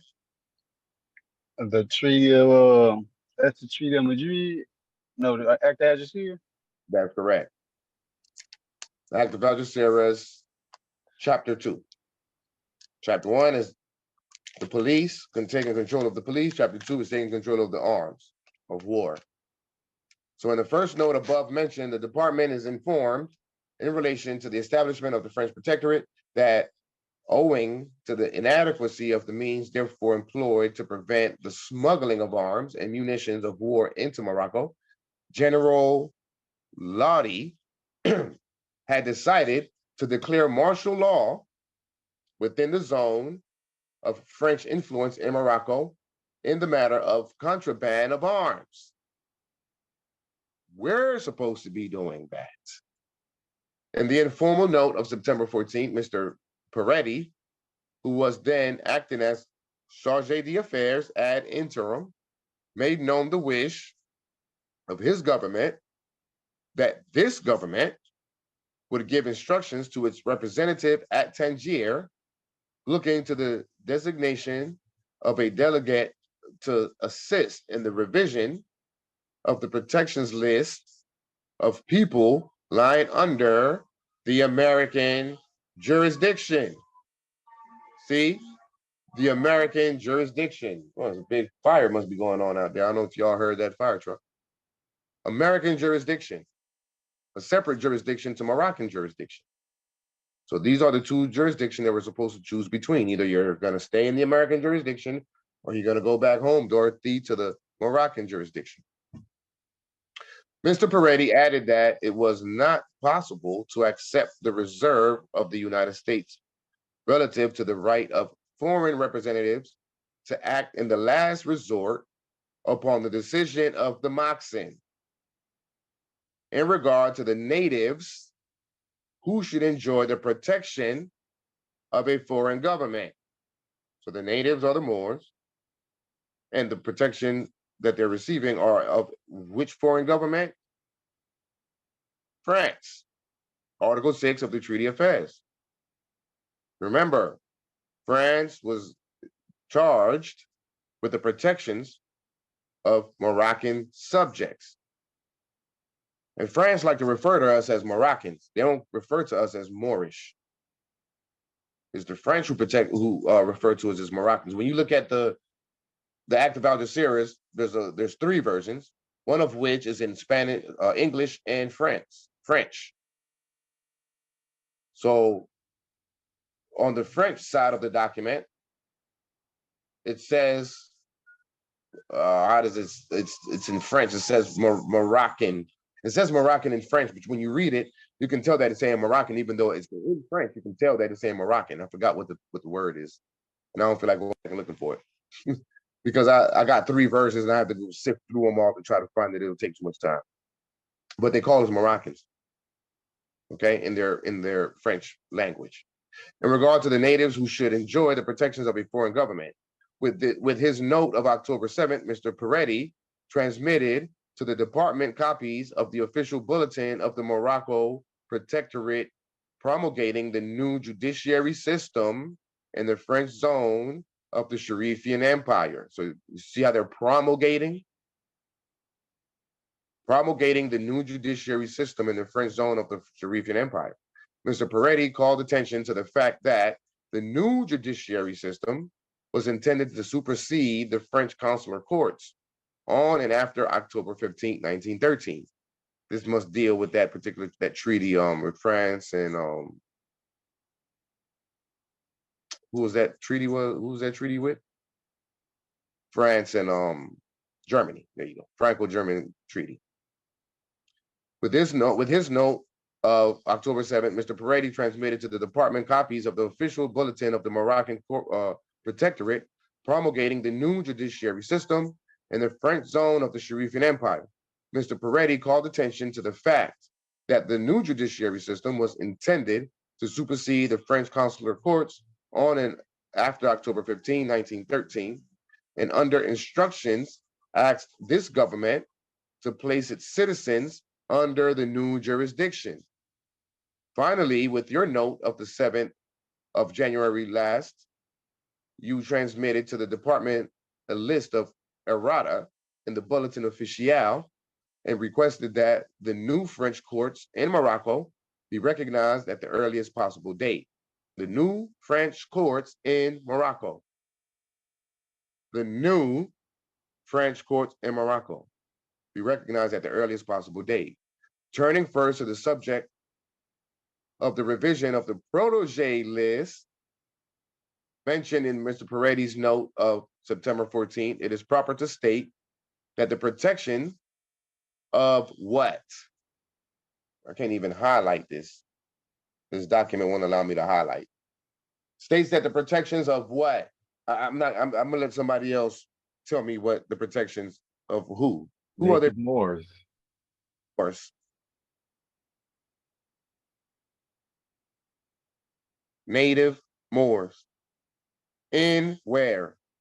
Not America. Morocco. Right there. This is the reason why reference points are so important. They're telling you right there that they're in charge of the protections of native Moors in Morocco, because those native Moors are from Morocco. Morocco is for Moroccans, excuse me, and Moroccans are from Morocco. By this government rests upon its treaty with Morocco of 1836. Treaty of Peace and Friendship, and the Madrid Convention of 1880, the Treaty of Madrid. The relevant part of the Treaty of 1836 is found in Article 15, which reads as follows. Merchants of both countries. What are those two countries when it says both countries? Morocco and the United States of America. Two separate parties, which is why you cannot be a Moorish American. You are a native of Morocco. You can't spell Morocco without first saying more. Come on, y'all. It's insane how we're thinking. It's crazy. The relevant part of the Treaty of 1836 is found in Article 15, which reads as follows. Merchants of both countries shall employ only such interpreters and such other persons to assist them in their business as they shall think proper. The Convention of 1880 declares in Article 1 that the protections of native Moors, here we go again, the protection, because it's the right of protection in Morocco, right? The Treaty of Madrid. That native Moors is based on the British and Spanish treaties with Morocco and on the Convention of 1863 between France, Morocco, and other powers, with the modifications introduced by the present convention. So it was modified with the present convention, right? And stipulated, which is the convention of the Madrid Convention of 1880, and stipulates in Article 16 that the authorities of Morocco, no protection of any kind, whatever, save such as is expressly provided for in this convention. After a careful examination of the several articles of the Madrid Convention relative to the protections of American proteges, you see how they try to throw that in there again? American proteges. We're not American proteges, we're Moroccan proteges, we're Moorish proteges. Not even all of us were Moorish subjects. The proteges are your high-level Negroes that are protected under the United States government, work for the United States government. Condoleezza Rice, Colin Powell, these are proteges. After a careful examination of the several articles of the Madrid Convention, so these people, they exist based on treaties, Moors. This is why treaties are supreme law of the land. All the colonists exist based on treaties. The colonization taken place has been based on treaties. The subjugation that has taken place has been based on treaties. Slavery was based in treaties with Morocco. The pale Arab Sultan who was sitting in our seat in modern time, they have stolen two things from us: our nationality, they call themselves Moroccans, and our flag, the Kingdom of Morocco. They got to deal with us. The Kingdom of Morocco got to deal with us. They got to come to a table and sit down and have a discussion. You got to give up the nationality. You got to give up the flag. Period.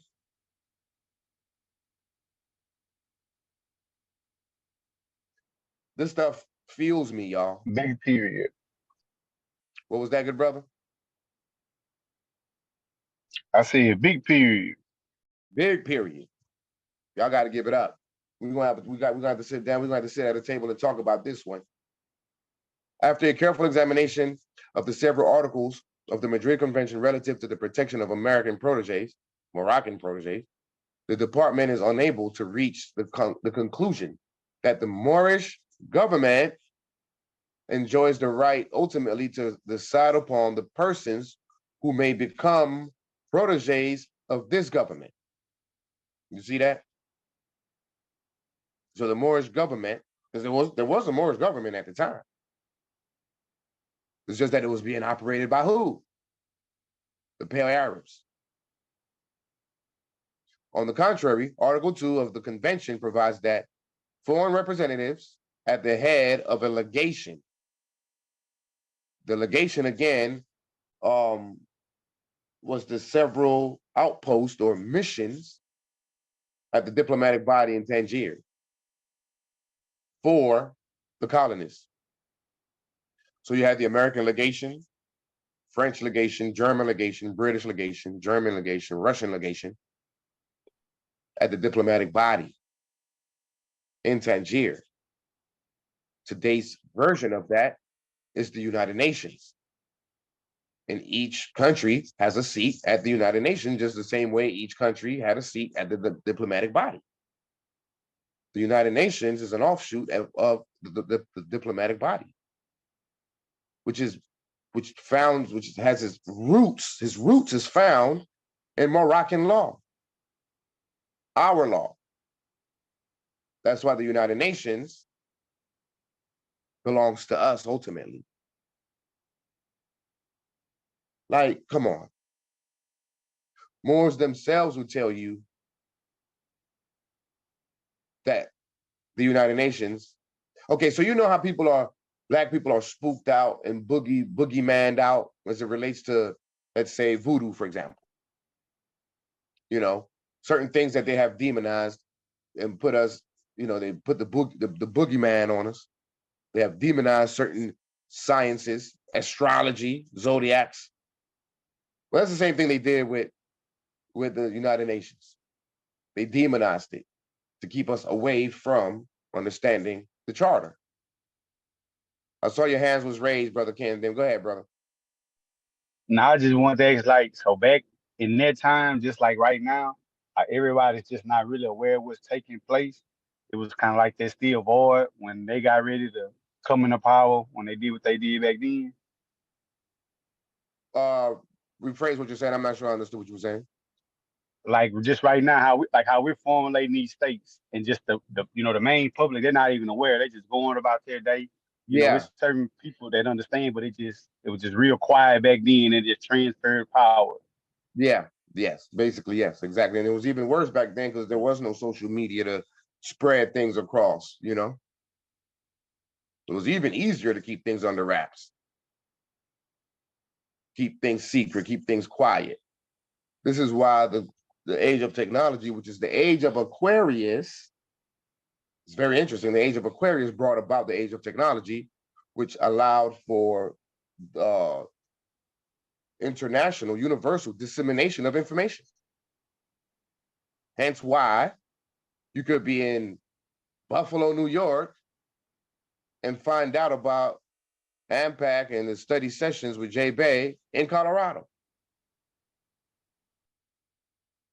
The age of Aquarius is our age. The age of Pisces was their age.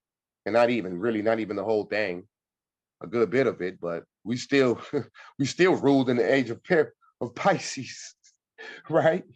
These people only been in power for like the past 300 years or so. We've been ruling since time immemorial. Time never was when man was not. Prophet Noble Ali. On the contrary, Article 2 of the convention provides that foreign representatives at the head of a legation may select their interpreters and employees from among the subjects of what? Morocco. Let me read that again. On the contrary, Article 2 of the convention provides, Article 2 of what? The Treaty of Madrid. Okay. You know me. I'm gonna have to minimize to go get it. Okay, there it is, right here. You know me. Reference points. Let's go look and see what Article 2 says. Look. All right, let's see here. Let me move this thing around. Give me 1 second here. I gotta blow it up so you all can see it. Are you guys still seeing my screen?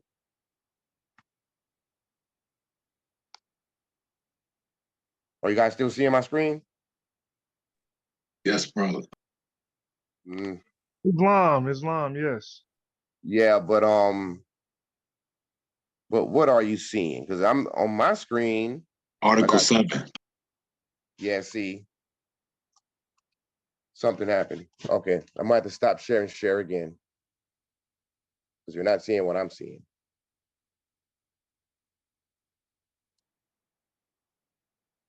You're not seeing what I'm seeing. Okay. Now you see what I'm seeing. Let's go back to Article 2. Oh, went too far. Okay, no, I did. Right here. So somebody please read what Article 2 says. Thank you very much in advance.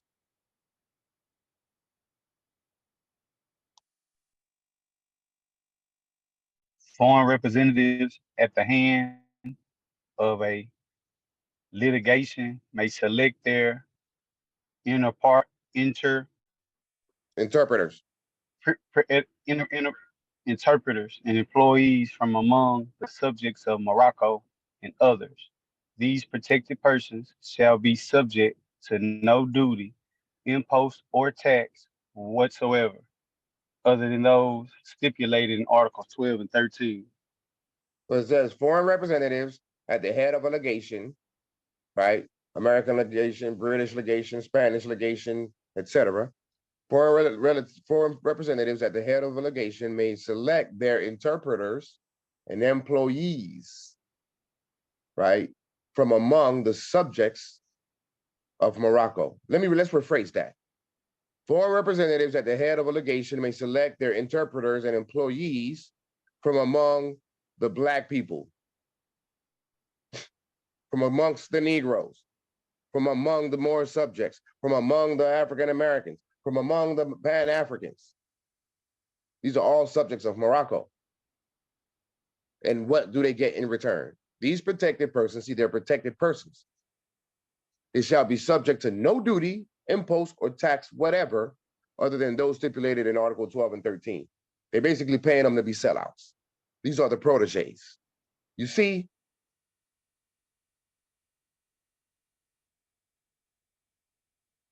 Y'all see that point?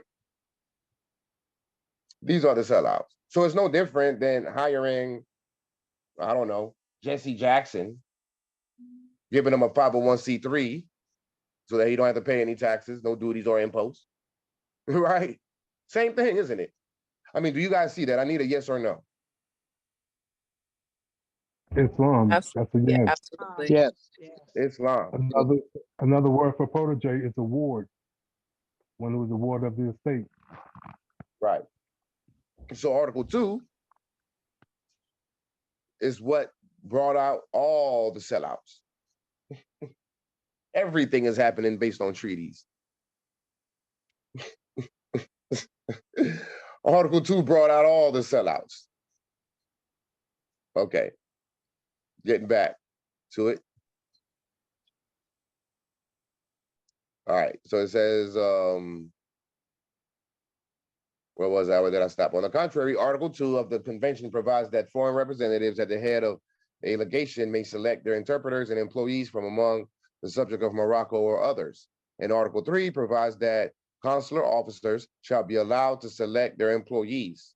For Article 5 of the same convention, the government of Morocco recognizes the right of ministers, chargés d'affaires, and other representatives, which is granted to them by treaties to select the persons whom they employ. In regard to the list of protected persons, the convention is equally precise as appears by Article 7 and 8, which reads as follows. So the United States is talking to the French, and they're both going back and forth about these subjects of Morocco as it relates to the treaties that's actually subjugating them. And we don't know nothing about this stuff. So again, why are we studying United States Constitution, United States municipal laws, USC codes, Supreme Court cases and case laws, etc., UCCs, while they are talking about treaty agreements and making negotiations amongst themselves based on treaty agreements to keep us under subjugation? While we're, instead of studying those same treaty agreements to get ourselves out of the subjugation, we're studying the laws of the American jurisdiction that's keeping us subjugated to get out of the subjugation. Really? So you're studying the laws that's subjugating you to get out of those laws. That don't make no damn sense. Should be studying the treaties. But again, Article 2 of the Treaty of Madrid allowed for the United States, right, to hire interpreters and employees from amongst the black man, the black people, the Negroes, pay them accordingly, put them under protections, no taxes, 501c3, so they can further subjugate their own people. And they did it. There was a long line at somewhere at the at Congress or something. There was a long line of Negroes, preachers and everything. I could assure you they tried it with the prophet. The prophet said, "Nah, I'm good. We're gonna settle this problem." Everybody else sold out. The prophet stood his ground. Article 7. Foreign representatives shall inform the Sultan's Minister of Foreign Affairs in writing of any selections of any employee made by them. They shall furnish annually to the said minister a list of the names of the persons protected by them or by their agents throughout the states of the Sultan of Morocco, throughout the states. So here we go again, throughout the states of the Sultan of Morocco. So the Sultan of Morocco had states, plural. That's what makes it an empire. An empire is composed of several states.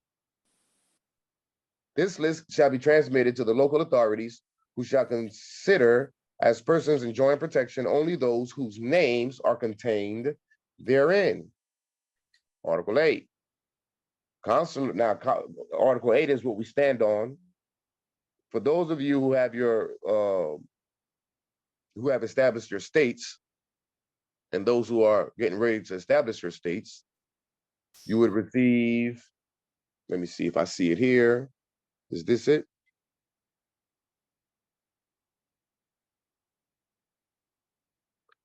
Case concerning former Moroccan subjects and proteges in Morocco. It deals with Article 8. So this consular court order that we got here deals with the protected persons list.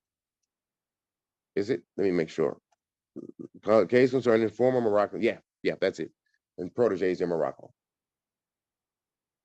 That's Article 8. Consular officers shall transmit each year to the authorities of the district in which they reside a list bearing their seal of the persons protected by them. These authorities shall transmit to the Minister of Foreign Affairs to the end that if it be not comfortable to the regulations, the representatives at Tangier may be informed of the fact. A consular officer shall be required to give immediate information of any changes that may have taken place among the persons protected by his consulate. So our consular court sent out the list of protected persons, updated list, right? It says of any changes that may take place. So there was a change that took place. What change took place? We chose between entire submission to the laws of the empire. And now these people are under the protections of the state. And that list of protected persons of the state gets sent to the United States and the United Nations and the governor. You promulgate it. You see, I've been using those terms, right? I've been reading those terms. You promulgate it to them. So all of you coming online and all of you with your states, if you haven't gotten to this point, you will. That consular court order that I just showed, you will get one as well for free. Keeping in mind, it took Jay Bay his whole lifetime to write it. I'm just playing, but it took time. He wrote it. It was Jay Bay who wrote that. Thanks a lot. Thanks a lot. Islam. It was Jay Bay who wrote that, and he's giving it to the Moors. They've already used it. They've already sent it out. They have gotten results from it. So now he's sharing that. Go ahead, sister. Mia Moore, Wazir. Islam. And I can agree with that this is a powerful document. And I just recently, for AMPAG, we just recently submitted our protected people list to the state, to the governor, and to the United Nations. And we had, some of the people wanted to question, why do you want the Social Security number when you're doing that? So could you collaborate on that a little for me, brother, please? Thank you. Excellent question. I got a call from a sister asking that question. Trying to get my position and my understanding on this. Well, and you know what? When I was explaining this to her, I forgot about that. So the list has your name, your date of birth, and your social security number contained in that list. Why? Because that's the only way the United States will recognize you. They don't recognize, again, as we've learned, they don't recognize your bay, they don't recognize anything de jure based on your consanguinity that you have established based on your own jurisdiction, i.e. your own state. They don't recognize that. They don't recognize your Moroccan nationality. None of that is in their records, in their system.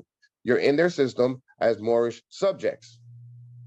That's why, for example, it says case concerning former Moroccan subject, because you're a subject in their system, as we've already went over it based on the treaties. And that name comes with your date of birth and your social security to properly identify you as that person that's being protected. And that's the reason. Somebody mute the mic, please. Who's ever, that's Kirk Palmer. Thank you, brother. I knew it was you. And by the way, Akil, Kirk Palmer Bay is the brother from Florida that we'll be talking to a little bit later, if you're on the line still, about the brother that you have in Florida that wants to establish something in Florida. Kirk Palmer Bay is in Florida. That's who I sent the Circle 7 of facts to. But back to you, sister Mia Moore. That's the reason. Islam. That's the reason for for producing your social security number and your date of birth along with your name. Those three items go on the list for your protections. Does that answer your question? And I hope I made it clear for everyone who's inquiring. Yes, that was very clear. And what would you say, Brother Adu, to someone who think that that Social Security number holds a big treasure and a value for them? Okay, that's the old paradigm ideology. Is it attached to a global trust? Yes, it is. Can you access the global trust as a moral subject? No, you can't. I don't even know why we think that we can access this global trust as a moral subject, as subjugated peoples. The way that we're going to access the global trust is through economic liberty without any inequality, which represents decolonization. We have to decolonize. We have to take back control of the vast estate. We have to reclaim our vast estate. Restoration, call it restoration. In doing so, once we take back control of the vast empire, or they say actually the vast enterprise, the great enterprise, I'm sorry, which is still the vast empire, now we gain access to the global trust. So that's what I would say to that. I agree. Islam, I agree 100%. I just wanted to share your opinion with AMPAM that was on. And I basically gave the same answer that you gave, but I wanted them to see that this was not something I just made up. This is to hear it from someone else. And thank you for that, brother Islam. You're very welcome. And I would also go as far as to say this. If ever you're getting, whether easy or difficult questions, but some sort of pushback or anything based on your people, your constituents, not clearly understanding certain things, give me a call. We'll get on a Zoom meeting and I'll clarify for everyone. Islam? Islam. Brother, sorry, sister, go ahead. I extend myself to that regard, and it's important for us to have the clear understanding and the proper concept and context as to what it is that we're doing. And that's going to cost you about $20 for every hour. What you said, Brother Nasik? Yes, in relation to the question presented to the floor and answer given, I'm just going to come back on it. It is known for first-hand fact of mine that there are those who are begotten on this land, and through exercising Republican form of government, they have not registered their offspring, but actually recorded and receive a certificate of live birth. Those offspring have no social security and support. For the mother and father, this chooses not to participate in that commercial activity. So based on the answer given about the requirement of the social security being part of the process in terms of your protector, what would your answer be toward such a Republican American subject who wishes to become nationalized?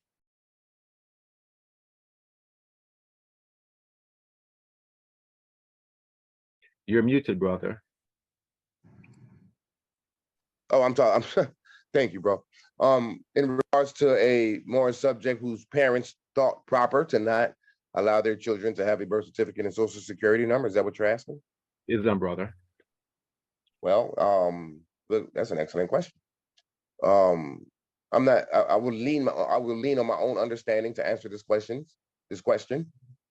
But so I would say, if they do not have a social security number and a birth certificate, then more than likely they're not recognized in the United States. They are not recognized in the United States, but they are what one would call an American national, for lack of words, a Republican form of American, but not a United States citizen. Well, that doesn't make a whole lot of sense, good brother, because you make that point a little bit more clear. How can you be an American national and not be an American national? Okay, let me rephrase by saying they are in American major, but not American minor. If that there is no American major, because American major is in a shallow grave. There is no government that's operating an American major. You're talking about the Republic. The Republic, exactly. Yeah, the Republic is in a shallow grave, though. So see, these are some misconceptions right here. Anything thereafter 1871, everyone is a United States citizen. Everybody, as long as you're under the protections of the United States. There is no Overstood. We overstood. We overstood and accept that terminology. However, based on the financial construct to which they have utilized their your birth certificate as a instrument on stock exchange and the global economical structure, and these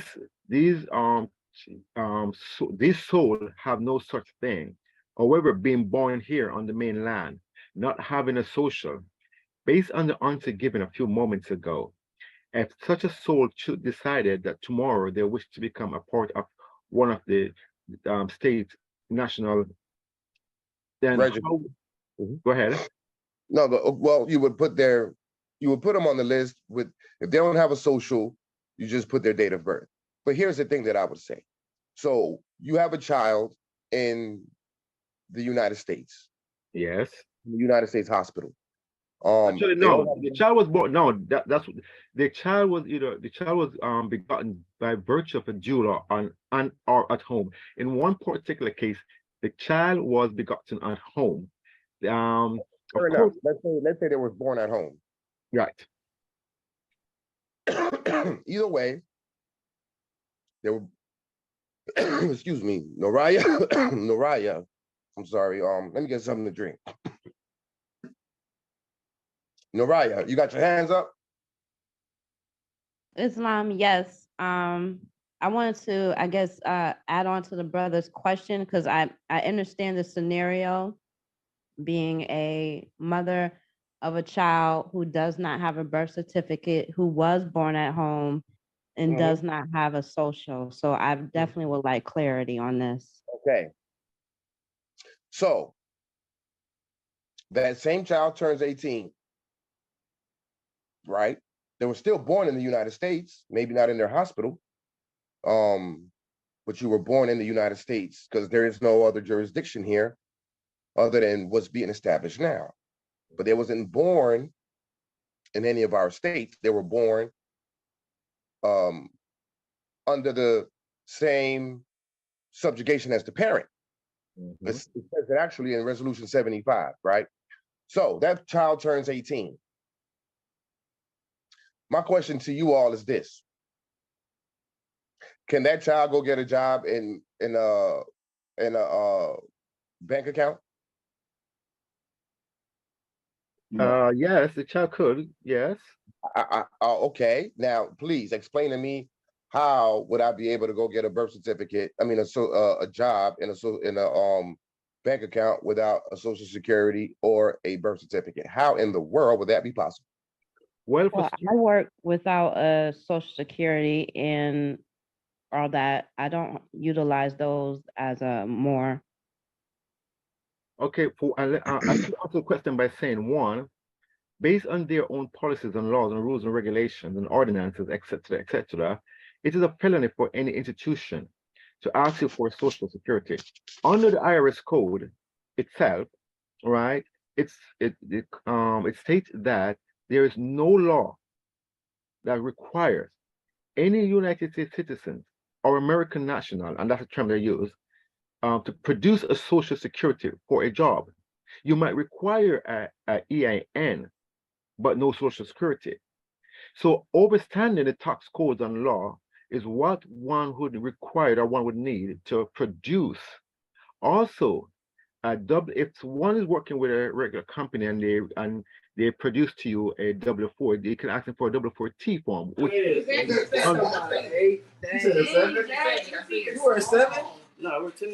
William L. Which is a non-withholding document, financial document. So there are rules within their own institution that are established that require your social security to be protected. For the social security, to my understanding, is a private bank account to which one was allocated to utilize for discharge, being that the gold standard was suspended in 1933 and then banned in 1974. It was 74, somewhere in between that time, if not extremely correctly, under Dixon. So in actuality, it is unlawful and illegal for anyone to ask you for social security for you to exchange energy or sweat equity for fiat. This is old paradigm ideas, and I understand whatever internal laws they may have. You like, for example, you mentioned, okay, you don't need a social, but you could use an EIN. Okay, that might be true, but guess what you need to establish an EIN, a social. So, okay, listen. With respectfully, brother, I could object, but you see, we're not going to take take up interest of the lessons being presented on that matter. So we want to steer it back to the question at hand, which is based on the answer that was given earlier, and based on what the sister Naraya just stated too. So that child wishes to become now within AMPAG. Okay, the child said, well, guess what? I have no social from birth. I have none now, and do I have any interest in obtaining one? Does that hinder that child from becoming a AMPAG national? No, it doesn't hinder the child from becoming an AMPAG national. And like I mentioned earlier, you can submit the name with the date of birth. Because I mean, you got the date of birth. So if the child is born at home, I would hope that the parents would be responsible enough to maintain a record of birth, right? So, their date of birth, hold on a second, let me finish. So the date of birth would be present, would be one of the items that you would use on that list. If there's no social security, then you won't put it on there. But they would still fall under the protections nonetheless, either way. But I don't necessarily agree with all that other stuff listen, man, this is international law and statehood, and this is what we're sticking with. All this other UCC stuff, this is UCC stuff. Right, we agree with all that, brother. Respectfully, we agree. But we just present it for clarification to show the transition from which we are coming to where we are now. Islam. It won't hinder you at all. In fact, it will help you even further if you don't have any of that. Go ahead, brother. Yes, then, brother. Yeah, those people are called non-citizen national. That's how they classify them. But they still, the only difference is they don't fall under the 14th Amendment. Because you could born in a hospital and still get this and still do the same thing. You can. The child could born in the hospital, and if the parents are Moors, they don't have to sign that, long as they present their paperwork in proper form. They don't have to sign those birth certificate. I've seen it's done. It's been done. Okay, I understand all. Yes, I know it's been done. All that is all good and dandy. But my question to you all is this: with all those processes, going through all those processes and all those great things that you guys just mentioned, is that person and the child still the Moorish subject or not?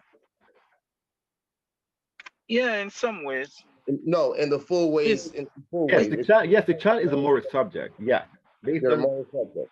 Absolutely.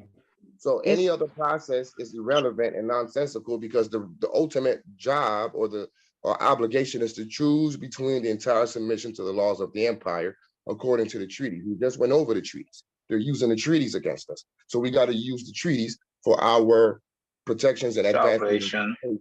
Period. There's nothing else. I don't care about no non-citizen, national, all that. Are we Moroccan nationals or are we not? That's the bottom line. And this is what we got to get out. We got to fix our minds on and be focused on this particular principle, because anything outside of that has not brought us the proper liberation that the people are seeking. If it does work, it works for you as an individual. The job is to uplift all of fallen humanity, not just yourself. You see? So this is where we're at with that. Go ahead, sister. With us, just the mere definition and the principle of statehood, if that child was not born under the United States, it was not born under a Moroccan state, would you say it would be a stateless person? Would that child be stateless because it wasn't born under the United States and it wasn't born under any Moroccan statehood? So therefore, there is no state. So the child will be stateless, if that makes sense. Bingo. And you may designate it as a non-US citizen national. That's not, either you're a national or you're a subject. We're talking about Moors. We're not talking about anyone else. See, some of these things may serve the purpose for, like, let's say, Europeans. But that's not our salvation. Our salvation is clear. Any subject of Morocco who has been naturalized in a foreign country must choose between the entire submissions of the laws of the empire, period. And if you don't do so, all the laws of the United States or the foreign country shall apply to you without any restrictions, period. That's our process. There is no other process. There is no USC codes. There is no IRS loopholes. It is the Treaty of Madrid, Article 15, paragraph 1, period. In that way, and in that way only. Islam, what time is it? It's 10 o'clock. Since the story is not on, she cannot be on because she would have told me. I would have told you at 9:45 that it was 9:45. Oh, you told me at 9:45 that it was 9:45? I did not. Oh, okay, yeah, you're right, exactly. But yeah, you must have been over there snoring. Am I boring you, Sister Story? You sleep over there? No, I know, you know. Thank you. Islam. Okay. So let me finish off this particular. I knew this was not gonna. We were on page 4. There's like 15 more pages to go, but we'll get through it over time. Regarding, so I'll finish this particular correspondence. Maybe hit the last correspondence, and then we'll close out. We'll close out for Q&A. Regarding the appointment of proteges for signal services, the convention provides Article 16. See, they done jumped over Article 15. They don't talk about Article 15 on this one. They don't like Article 15. They like all the other articles. They don't like Article 15. They like the articles that keeps us in subjugation. But Article 15 brings us out of the subjugation. That the Minister of Foreign Affairs at Tangier shall be previously informed of the nature of the services and notified of the intention to award them in order that he may, if need be, present his observations thereon. Yet the final decision shall be reserved for the government to which the service shall have been rendered. Concerning the protections of the native employees of private persons, the Treaty of 1836 appears to contain no stipulation. But in Article 9 and 10 of the Convention of 1880, there are found the following provisions. So they're studying these provisions. That's what we should be studying. We gotta. Noble Ali said that he's gonna leave the Europeans here long enough to teach us how to run government. Running government is running government. Part of running government is understanding treaties, especially Moroccan governments. We're seeing here that they're constantly invoking or presenting and affirming treaty provisions. And specifically the Treaty of Madrid, the Act of Algeciras, even the Treaty of Fez. Understanding that to be the fact and the truth as we're going through these reference points. Where does the IRS loopholes and codes, UCC loopholes and codes and statutes, US Code, United States municipal laws, Supreme Court case laws, where are they speaking on any of that? What does any of that have to do with us and our salvation? It does not. So, irregardless on any previous success dealing with those processes, it's absolutely irrelevant if it does not change your status from that of a Moorish subject to that of a Moroccan national, period. If it served to protect you in the interim, okay, that's fine and dandy. But just recognize and understand, overstand, and understand that it has nothing to do with changing your status. You will still be a subjugated Negro, which means that the laws of the country shall apply to you with all its effects without any restrictions. Which means at any moment, they can just as easily change the IRS codes. And then you're back to square one. Now you got to go do the research to find other codes that's going to serve for your intermediate remedy. It is just a remedy if it exists. We're not seeking remedy. We're seeking decolonization. That's the ultimate remedy, is the restoration of our vast estate, period. And the only way to get to that is through these treaty provisions. And so they're talking about Article 9, servants, farmers, and other native employees. So servants, farmers, and other native employees. Somebody please tell me, what do you think that sounds like? Servants, farmers, servants and farmers. What are servants and farmers?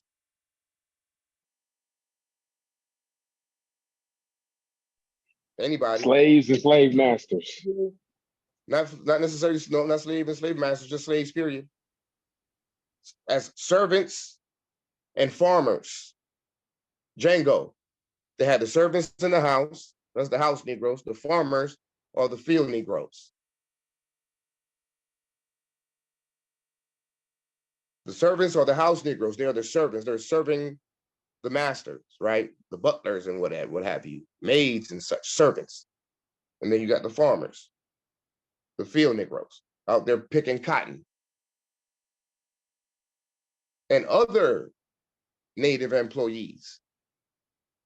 Who are the other forms of, there was a third party during so-called slavery.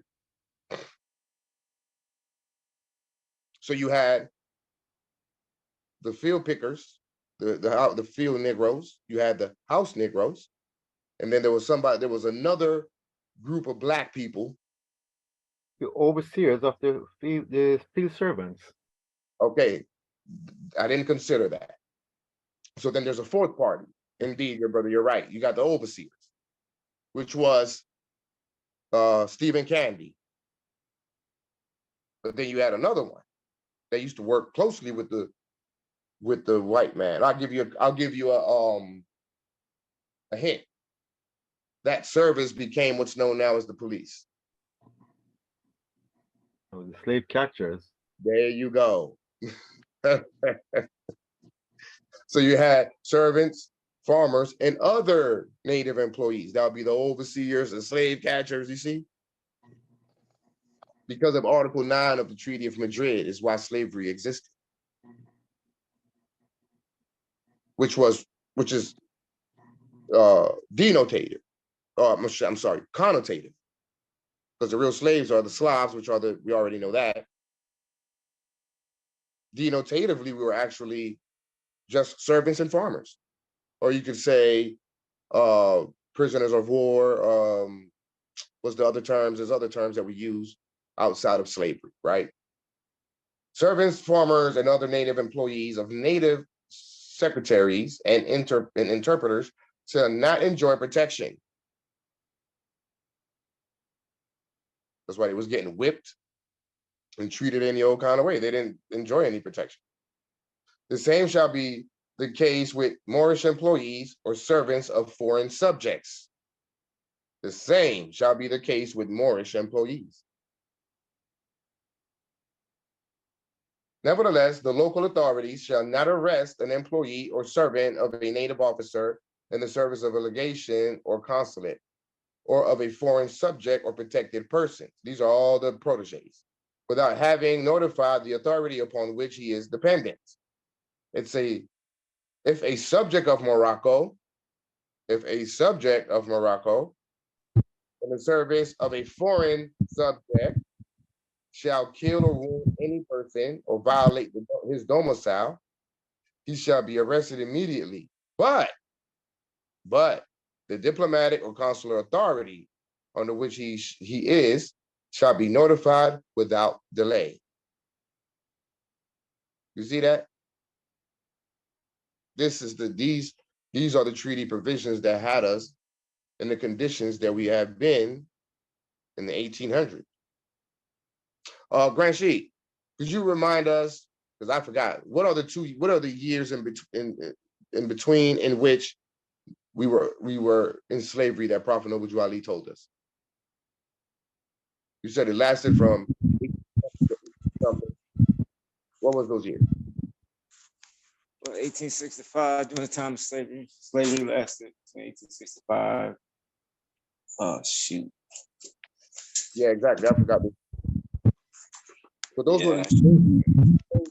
that time period, like 50 or so years is the actual slavery time. It wasn't 400 years as they would like to say. Right? It was during that time period between 18. Where was it? Where do you find that in the is that act? No, that's Divine Constitution, Act 6. Says 1779 to 1865 during the time of slavery. What was the year?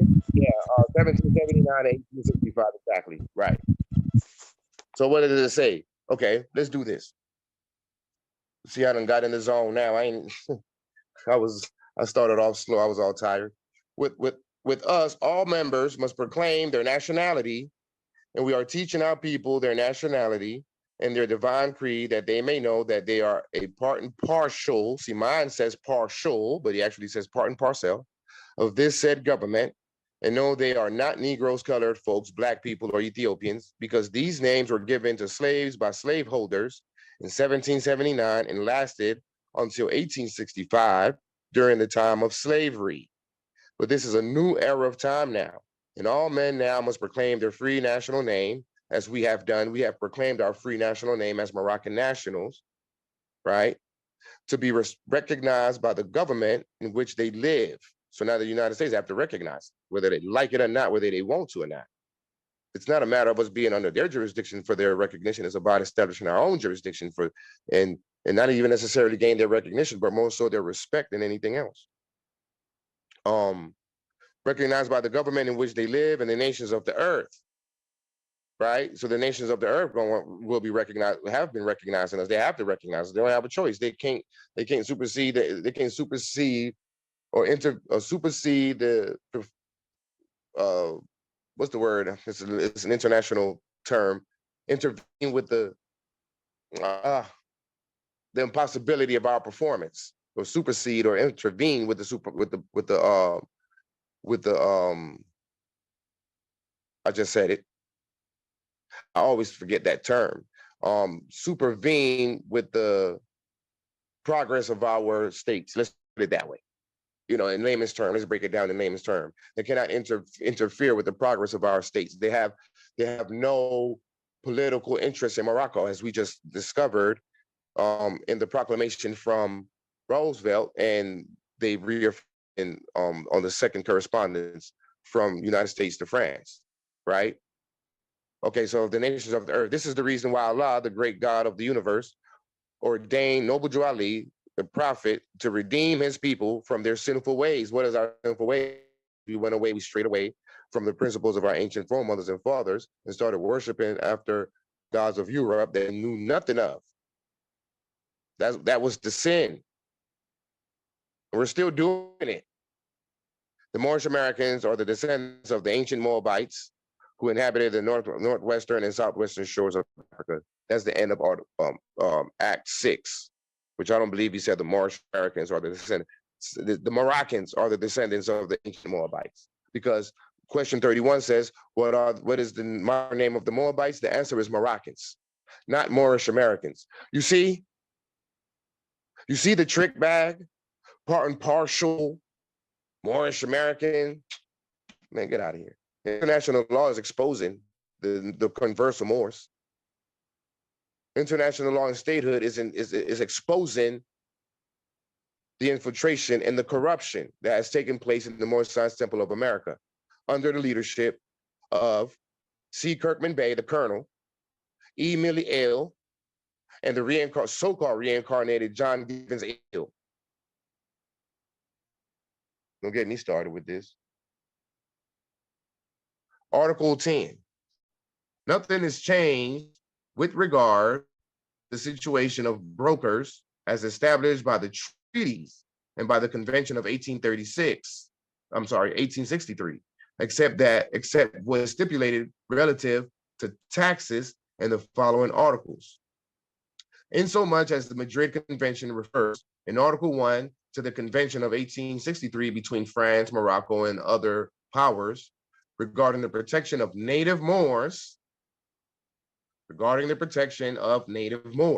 and to the British and Spanish treaties with Morocco on the same subject, it is appropriate to examine the provisions of these treaties on this. It is appropriate to examine the provisions of these treaties. Okay? So if it's appropriate for them to examine the provisions of these treaties, then it's imperative for us to examine the provisions of these treaties. Period. We don't need to examine their laws. We don't need to examine their IRS codes. We don't need to examine anything that's coming from the colonists who are subjugating us in the first place.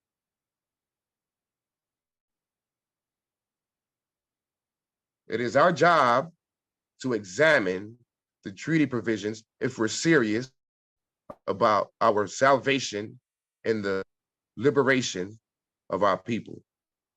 In that way, and in that way only, period. The provisions of the Convention of 1863 appear to be substantially the same as the regulations relative to protections adopted by common consent by the legation of France, see the French legation, and the government of Morocco, August 19, 1863, reprinted in treaties in force, 1904, at the end of the Madrid Convention. The regulations are in part as follows.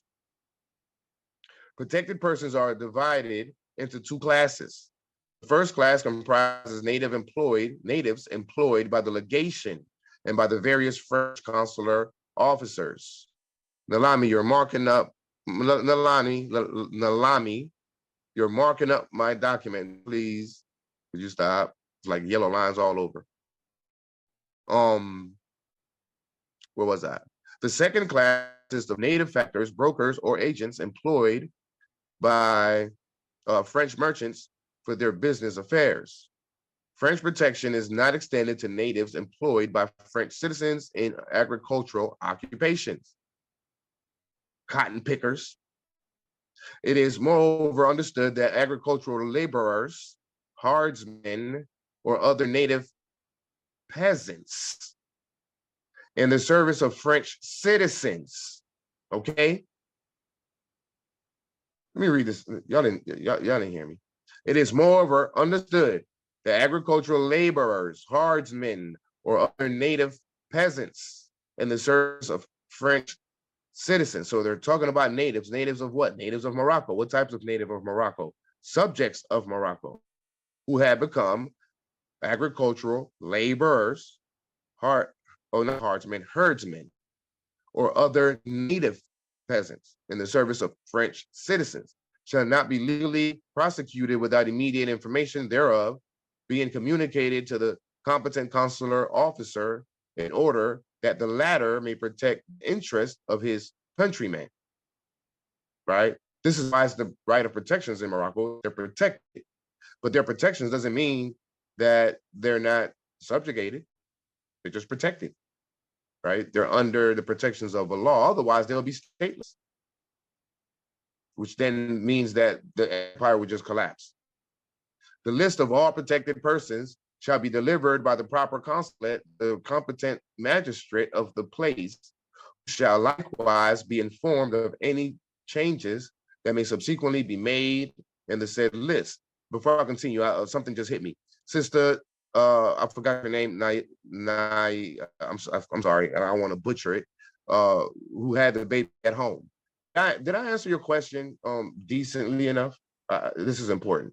Did you understand the answers to what was given to your question in regards to your child not being born at home, not being born in a hospital? Yes and no. Okay. All right. Do me a favor. Hold that thought. Hold that question. Okay. We'll go get back to that once we get done with this United States correspondent, American correspondent. We'll go into Q&A. Each protected person shall be furnished with a card in French and in Arabic mentioning his name and stating the services which secure this privilege to him. So what he has to furnish? A card. What kind of card? Some type of ID card. An emanating document issued by the competent authority that he's under protections from. This ain't nothing new, y'all. We're just catching on to it. This ain't nothing new. All these cards shall be issued by the legation of France at Tangier. The British and Spanish treaties mentioned in Article 1 of the Madrid Convention are presumably the General Treaty of December 9, 1856, between Great Britain and Morocco, and the Treaty of Commerce and Navigation of November 20th, 1861, between Spain and Morocco. We got to study those treaties. In the British treaty, it is specifically provided that the Charge d'Affaires and the consular officers of Great Britain shall be at liberty to choose their own employees, and that British subjects shall be free to commit their affairs to the management of any persons whom they may appoint as their broker, factor, or agent. Nor, says the treaty, shall such British subjects be restrained in their choice of persons to act in such capacities. The Spanish treaty provides that the Charge d'Affaires or Consul General may choose his interpreters and servants from amongst the Mussulman subject. So now we didn't switch that, so we don't switch the term, but now we're at Mussulman subject.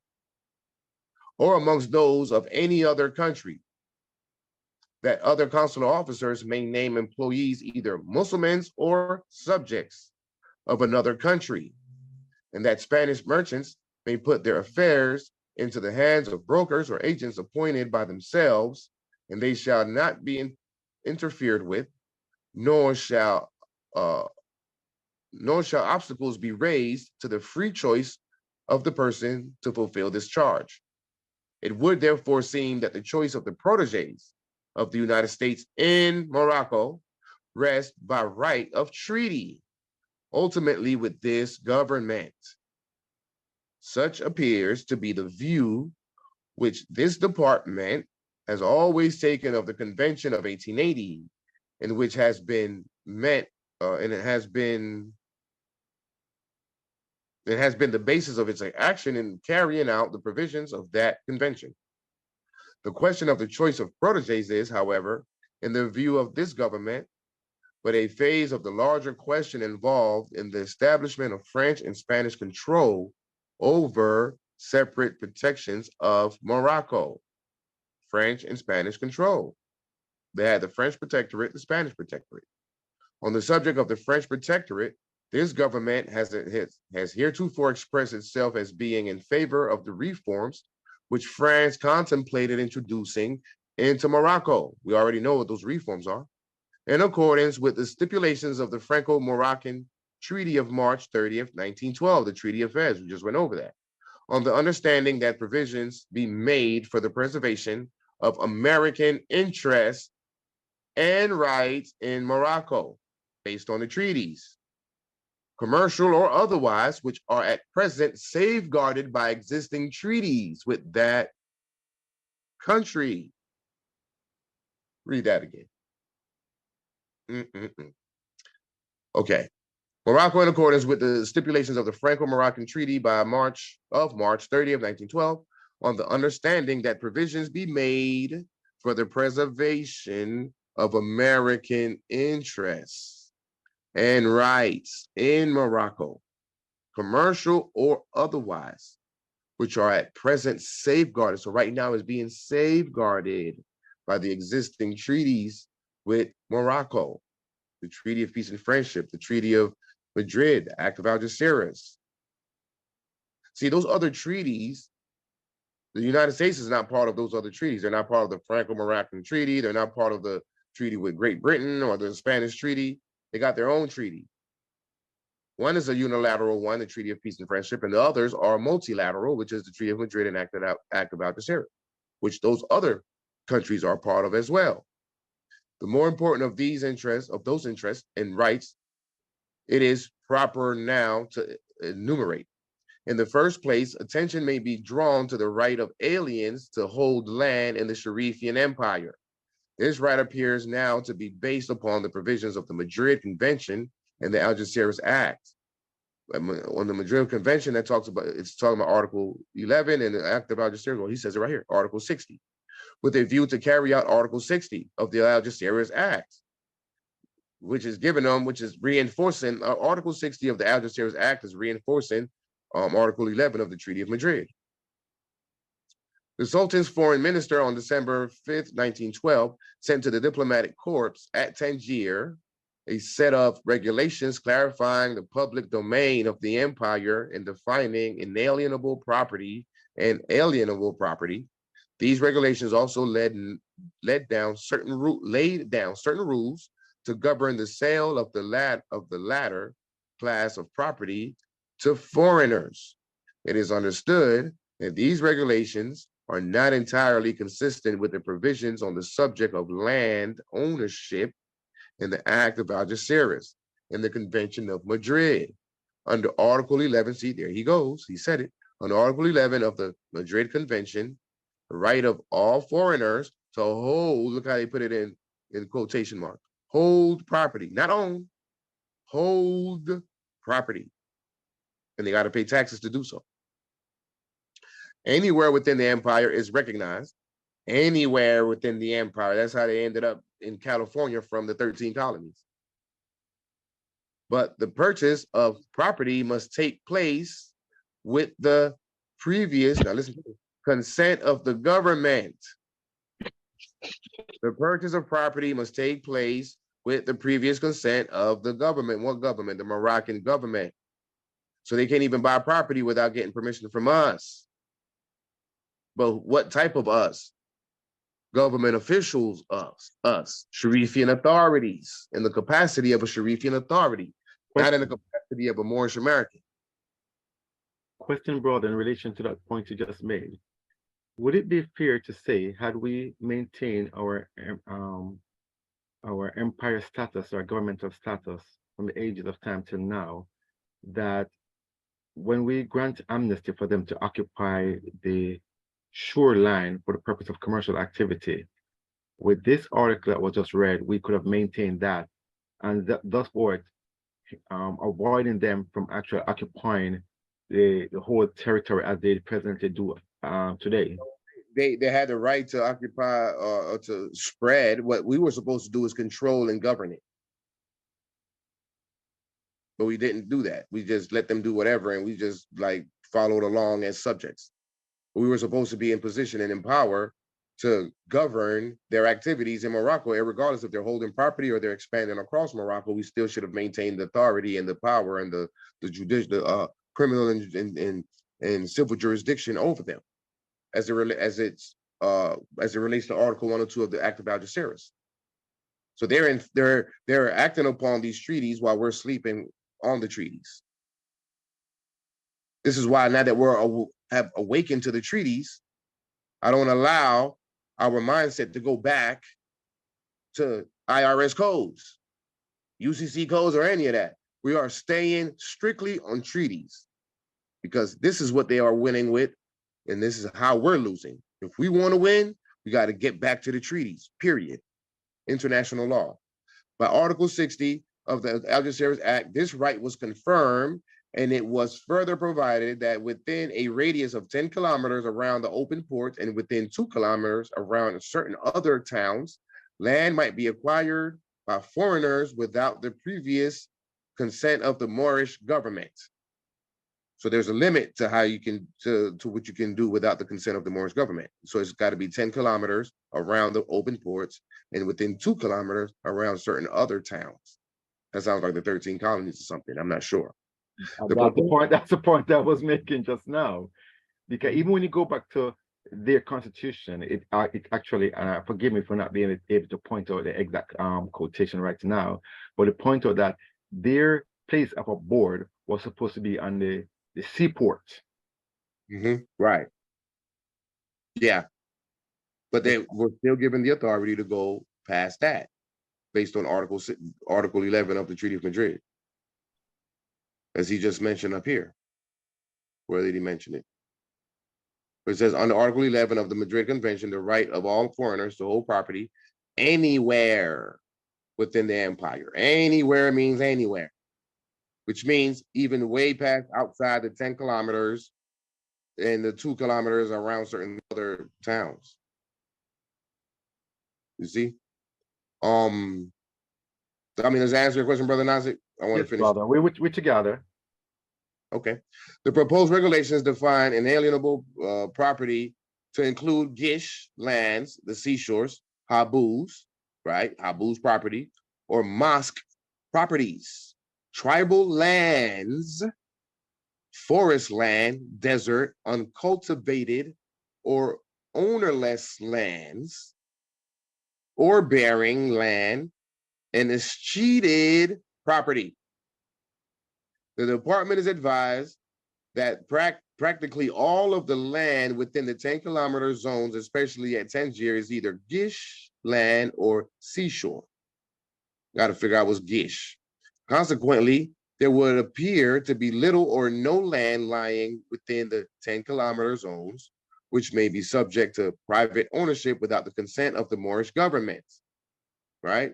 Moreover, while in one paragraph, the regulations recognize the fact that under Article 60 of the Act of Algeciras, no authorization is necessary for the sale of lands within certain zones. In the next paragraph, the regulations provide that the Qadi will approve no sale made to a foreigner unless the authorization according to the regulations has been granted by the Moxin. Any Qadis on the line?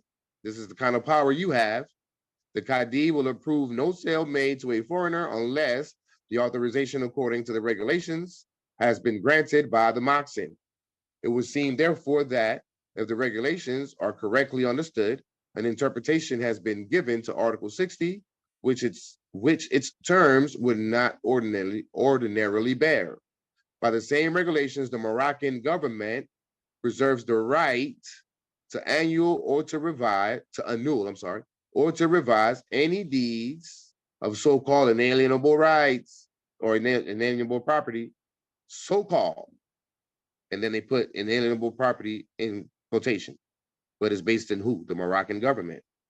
Let me read that again. By the same regulations, the Moroccan government reserves the right to annul or to revise any deeds of so-called inalienable property, which may have been given prior to the date of the regulations. The department is advised that much of the Gish and seashore property, as well as other lands situated within the zones above mentioned, has long been held by private individuals under deeds legally obtained with the authorization of the responsible agents of the Moxin.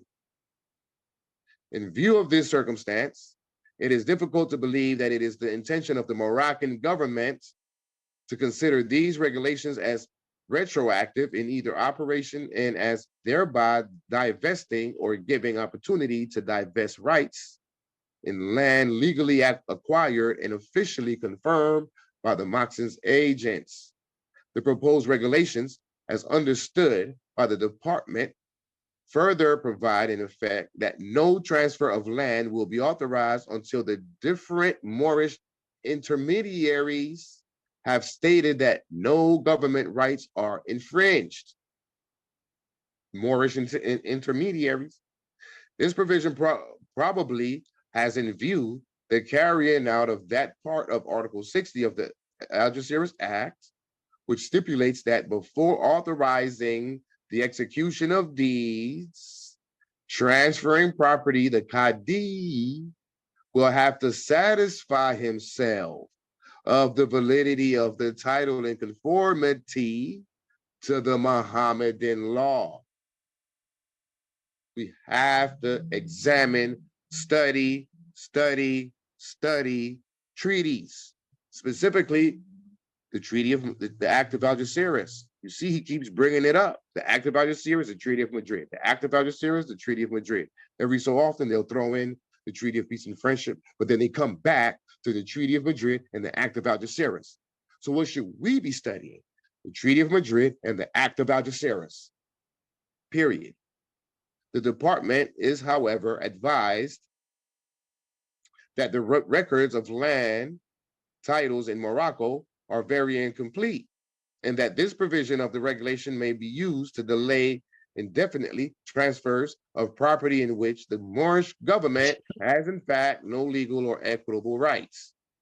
As further restrictions upon the right of land ownership, it is reported that notwithstanding the provisions of Article 60 of the the Algeciras Act, respecting the acquisition of land within stated zones around the open ports in certain other towns, the Sultan about a year ago issued 2 decrees imposing military servitudes upon land situated within a radius of 250 meters around towns and forfeited quarters with certain enumerated districts.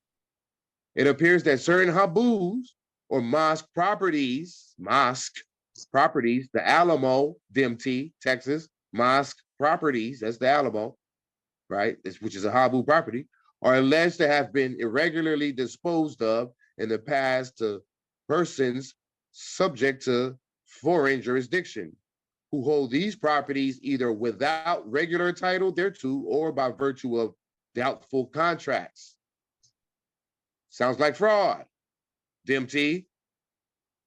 Eventually, we got to get the Alamo. The Algeciras Conference took formal note of this situation, and by Article 63 of the Algeciras Act, charged the diplomatic body at Tangiers to solve these questions equitably in accord with the special commissioner whom His Sharifian Majesty may be pleased to designate to that effect. This stipulation does not appear to have been carried out. On the contrary, the department is informed that the Sultan has communicated to the diplomatic corps a circular proposing measures for the recovery of such properties. In these circumstances, it would seem that titles to land already acquired and the right to make acquisitions in the future are being called into question and placed on an uncertain basis. This government is therefore desirous of some assurance that the vested rights of its citizens and proteges in property in Morocco will be respected, and to that end will be promptly confirmed by the Moroccan government, and that existing treaty rights respecting the purchase and sale of land within the empire will be protected and preserved. That's what's being expected of us. We have to respect and protect their treaty rights to hold, purchase, and hold property. This is why you can't come into this with belligerence. You got to come into this in love instead of hate, love, truth, peace, freedom, and justice, the right concept and right context, because their right to hold property, purchase and hold property is linked with them paying taxes. So, okay, you can hold that property, you got to pay taxes. Doesn't that sound like paying rent? You can live in my house, but you got to pay me rent. You can hold that property, but you got to pay taxes. Duh. So what do we have a problem with them holding property if they got to pay taxes? As long as they're paying taxes, we shouldn't have a problem. Otherwise, we got to evict them, right? Common sense, man. This is what I mean by the proper concept and context as to what it is that we're doing, and the proper spirit that we must be in, so that we can be successful in this, in decolonization. In the second place, the department ventures to mention the subject of trade discriminations practiced by the authorities in Morocco.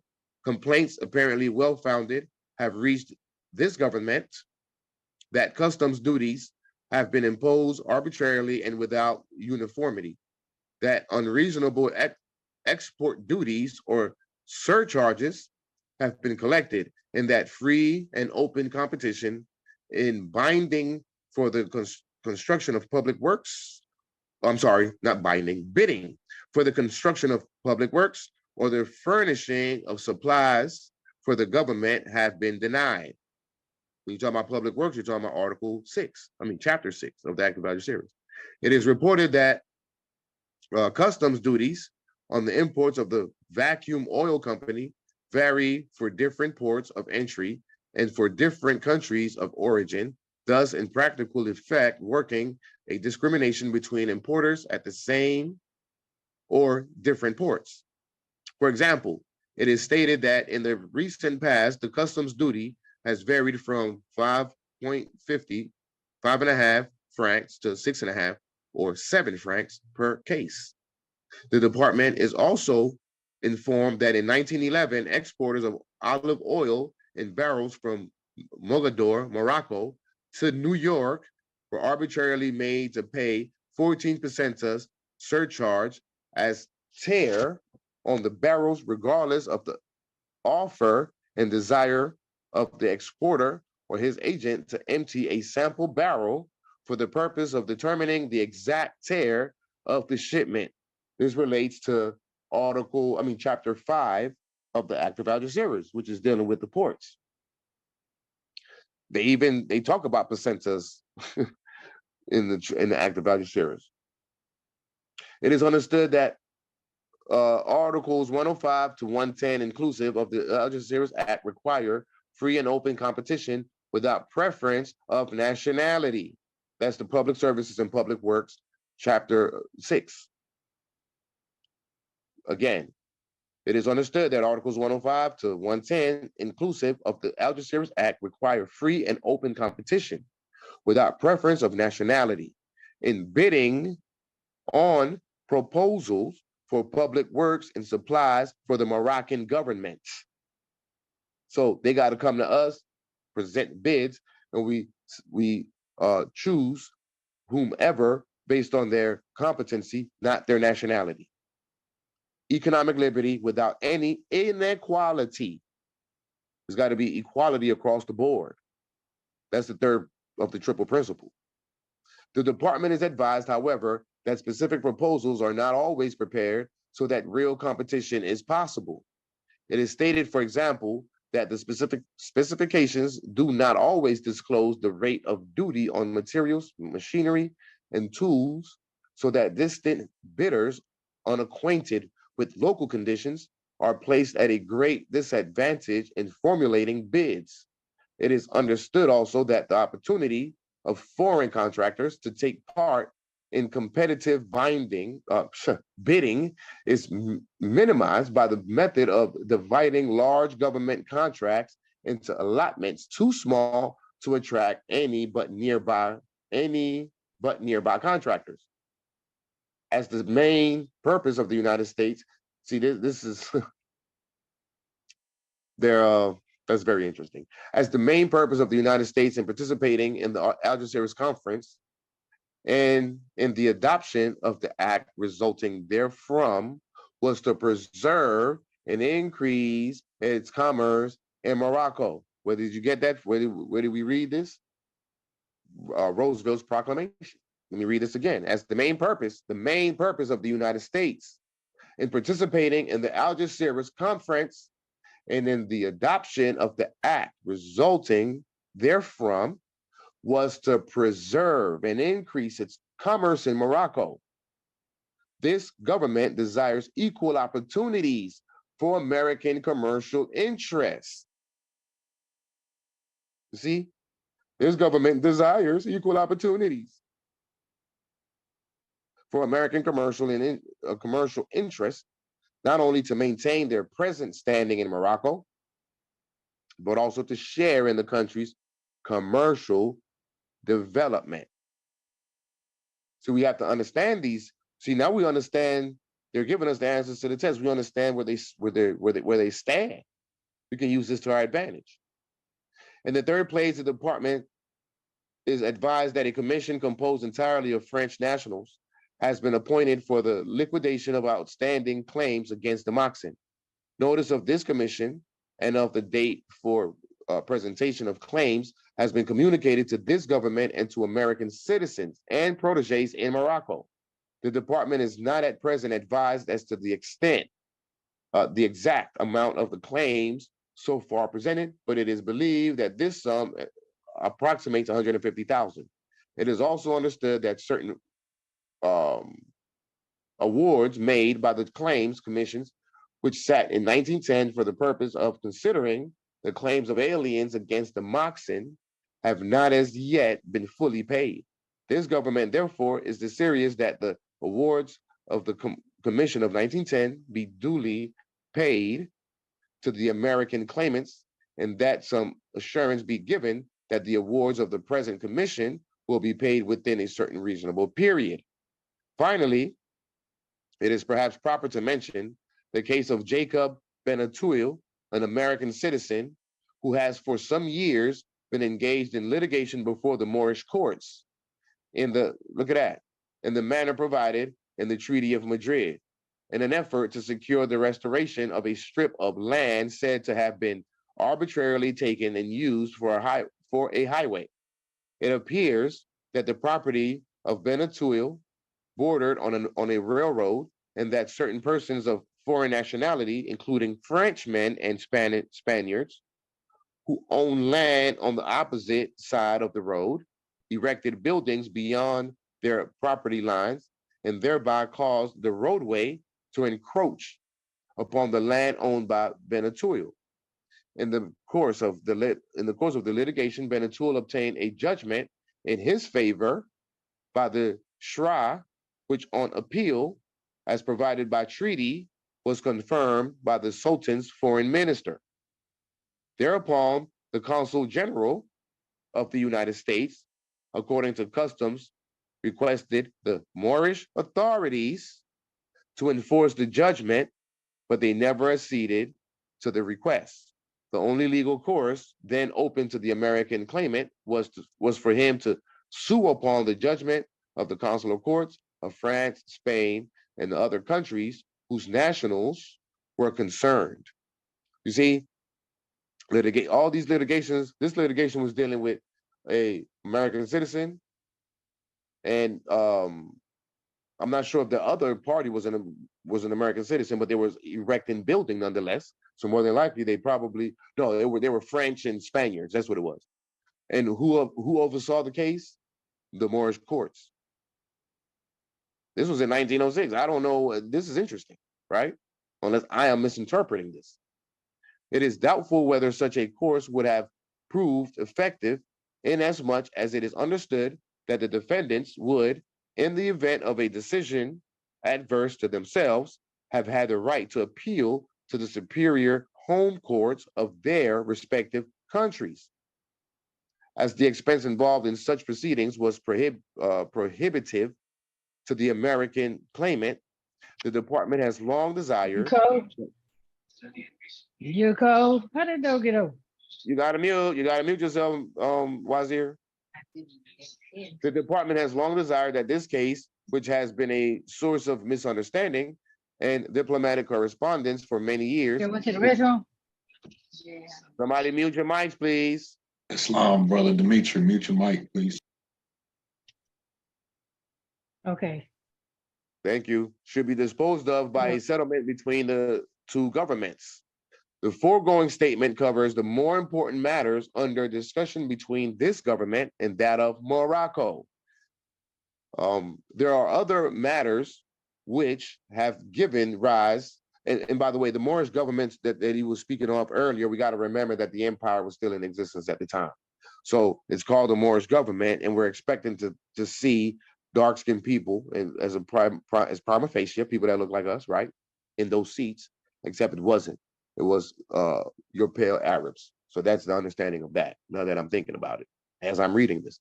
The present review embraces matters that touch the maintenance of American commercial interests in Morocco and the protection of the liberty and property of American citizens and proteges in that country.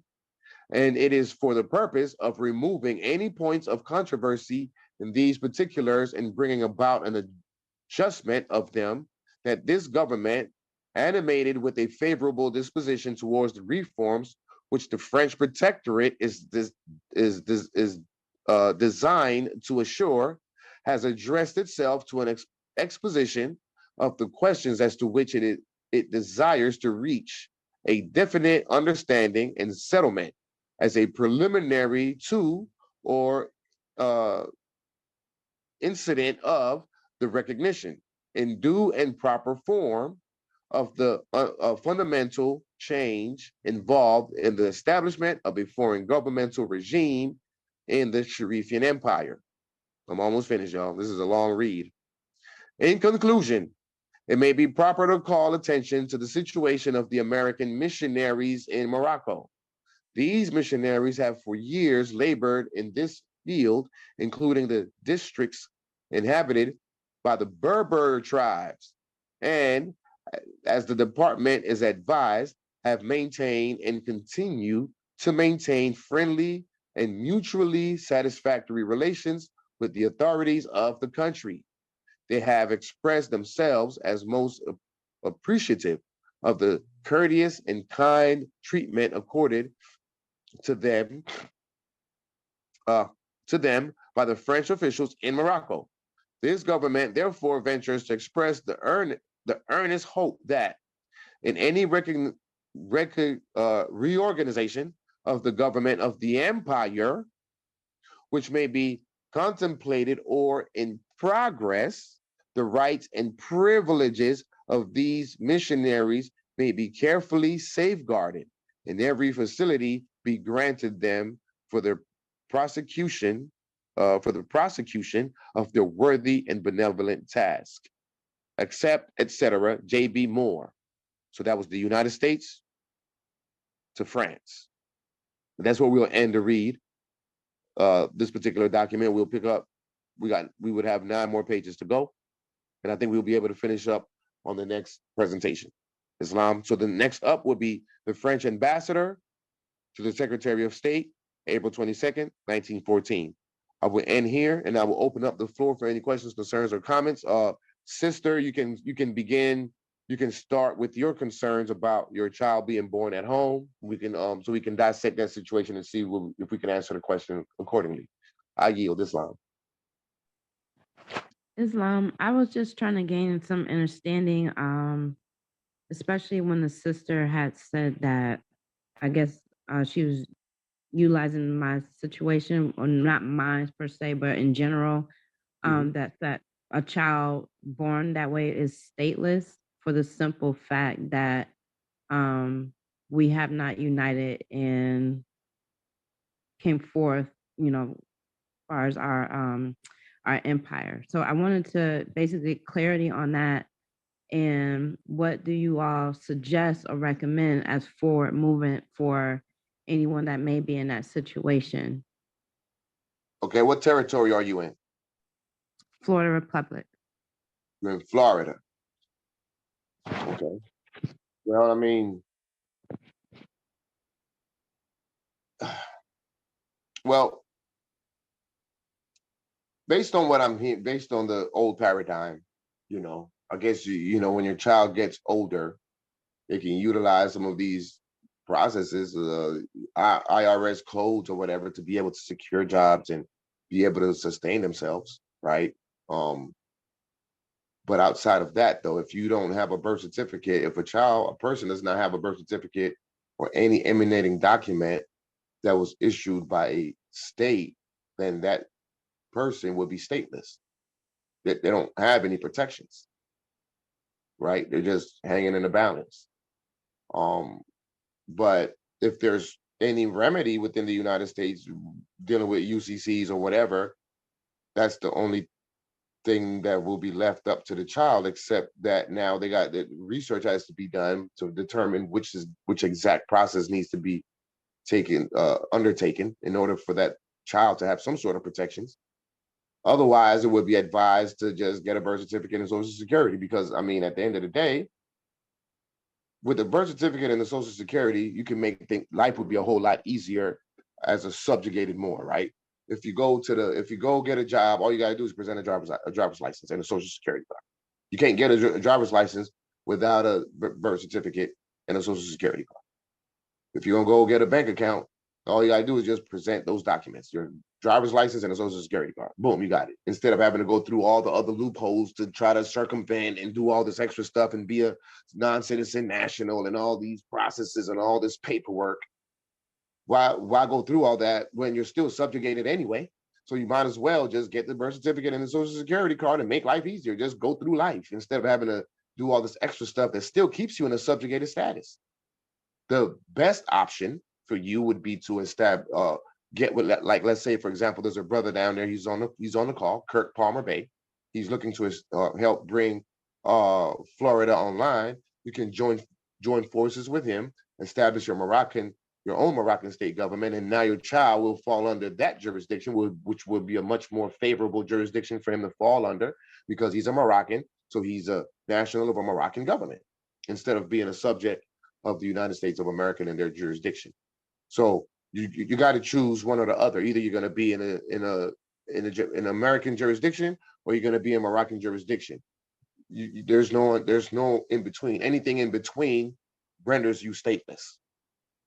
So either you're going to operate in the United States or you're not.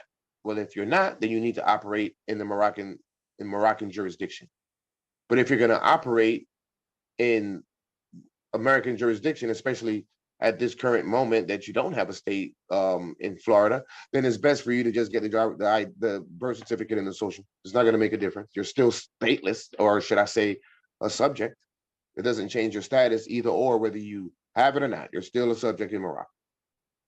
But to make a subject of Morocco or a subject under the United States jurisdiction. So in order to make life easier, to just be able to just breeze through it, just go get a job, just present an ID and a social security card, instead of going through the whole IRS code madness, which is complicated, by the way. I would say, that's what I would say, just get a certificate of birth certificate and social security card to make life easier for the child. But if you're planning on establishing a state, that would be the best option. And then if that's the case, then I would get with Kirk Palmer Bay and any other Moors in Florida who's looking to establish a state. Establish your state. It sets up your own jurisdiction. You'll be able to link with us, and we're forcing decolonization nonetheless. So that would be my best answer to you. But the secondary answer would be to just go ahead and acquiesce to the jurisdiction. You really don't have no other choice. Does that answer your question? Islam. Does that answer your question? Hold on, let me see. All right, what she can do is basically preserve her rights under any contract, even with the birth certificate or the social security number, just preserve your rights. And that itself will still protect you. When you give a unqualified signature, that puts you in harm's way. I don't know if you know anything about qualified signatures or unqualified signatures, but once you give a qualified signature, that child will not be subject to the corporate jurisdiction of the United States. I'm hoping that made sense. But if you study unqualified signatures and qualified signatures, you can reserve your rights on any contract that would prevent your child from coming under the jurisdiction of the corporate state. And however that person can use it to their advantage. I hope that'll clear some of them misunderstanding up. Gratitude. Okay, thank you. Does that help? If you know about that, please contact me personally. You see my name in the chat. If you want to hit me up, please do. Just give me a phone number. I'll give you a call and I can walk you through it. Okay. Who am I speaking with? I'm looking at the treaty. Okay, you're speaking to Watson Ali of AMPAG, the Mufti. Okay. General. Okay. And when you say qualified, unqualified signatures, are you just speaking of all rights reserved? Correct. Okay. Great point. You may contact Sign it by with the colon, and write your signature out. All rights reserved without prejudice. That will protect you in any contract with the United States. Any of them. You have that right to do that.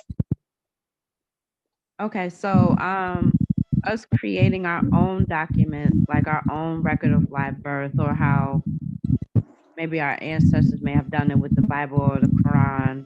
So are you saying those things are void and it's just best to get a birth certificate even though we know what they represent? No, I'm not saying anything is void at all. I'm not saying not to you, brother. I'm speaking to the other brother. My apologies. I should have clarified that. Islam. Okay. Again, sister. So I just want to make sure that I understand correctly.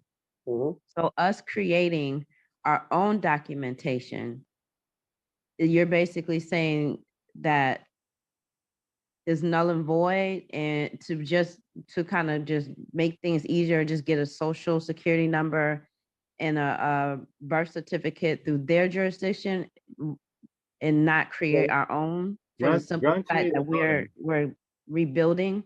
Grant me the honor to answer the question, Brother Abdul, if I may.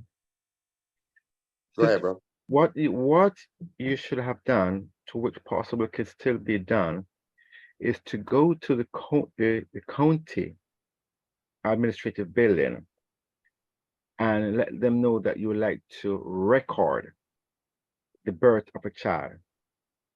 What you will obtain is a certificate of live birth, totally different instrument from that of a birth certificate. Okay. The clerk might advise you that in the event you wish to obtain a social security, you can take the document, okay, and take it to the vital statistic, to which now you will get a birth certificate and a social security. So that certificate of live birth will validate and authenticate the child being on what one would classify as an American non-citizen. Okay, in their language, but the child will be fully recognized as an American versus a commercial 14th Amendment subject child. Okay. Now, in the event you have not done it yet, if you have any documentation for, like, say, you know, those what is it, ultrasound? Is it called ultrasound pictures when a child is in the womb? Yes. Okay. If you have document of such and document of document of visitation to doctor while you were with child, and you can have an affidavit validating and, you know, authenticating the fact that yes, this is your child, and this child was brought forth on such and such a date, and you have those other documentation to substantiate and validate it, you can then use it and take it to the county court to get a certificate of live birth. But to just say put it in a Bible and all that stuff, even though they make the Bible their word, okay, that may not necessarily work for you when it comes on to dealing with certain official circumstances and cases. Exactly. Islam. Okay. So I would say point of interest. Let me finish real quick. Let me finish this quick statement. That's a better advice than what I would follow that route with what the good brother Nasik said, and the brother Kirk Palmer Bay. He's also familiar with these processes. He's out of Florida, and that's who you should potentially link with. But more importantly, to consider establishing your states, however, right? That's the main consideration before anything else. That's the number one advice. Secondarily, you may do as the good brother Nasik said for your protections, in addition to what the Consul General stated in terms of the way you would sign documents and things of that nature. Okay, good. Go ahead, good brother. It's 11. We got to close out pretty soon. It's way I past. appreciate that, Islam. Thank you, Yes. brother. The brother that said go to the county, was that Kirk Bay? No, that was good brother Nasik. Good brother Nasi. Okay. Is it a way that I can maybe contact you to get further assistance, and then I'm finished? Brother Nasik, would you like to put in brother Kirk Palmer Bay? Would you guys like to put your contact information in the chat, please, for the sister? Islam, brother. This is brother Yahya. I'm in touch with the sister and with Kirk Palmer Bay and with brother Nasik. I can get them together. We're all here in Florida. Oh, okay. Islam, brother. Islam, Yeah, thank you. yeah. Point of interest. That's what I was going to say. Like the good brother, the Wazir was speaking of. This EH Bay from Dempsey. Like the good brother was saying, it would probably be more better to start the state if you have the brother. I don't want to say his name, but Kirk Bay. If you have that brother, sister, and you are in Florida, I would say the best, like the Wazir was saying, I would think the best route would be to go ahead and get the state started, so that you know the child can be you know, a Moroccan. So I you know, all the other brothers were speaking, and I appreciate you brothers for, you know, trying to help the sister out and get things situated. But I would think that the best route would be to start the state, if it's 3, because all it takes is 3 of you guys. So if you guys would do that, then I think that would be the best route. I yield. The absolute best route, because a designation or status of an American non-citizen, it's horrendous because that child is not American. That child is Moroccan. So you're really denationalizing your child. So the best option is for you to get with Brother Kirkman Bey and Palmer Bey and establish your states. And like you said, at minimum, you just need 3, and you already cover one of the branches, which is the legislative branch as a matriarch. And then you come with someone can be the wazir, the other person can be the qazi, and now you've established your own jurisdiction with your own certificate of live birth, your own. Exactly. Islam, sister? Islam, thank you for that, because I really just need some clarity on how to further move. Appreciate it. Thank you. You're very welcome. So the brother that was just speaking that's in contact with everyone, please make sure that the connection is made. Islam? Islam. We appreciate it. Well, we're going to go ahead and close out. I'll leave one last question. Make it short, make it sweet, and then we'll close out. It's 11 o'clock.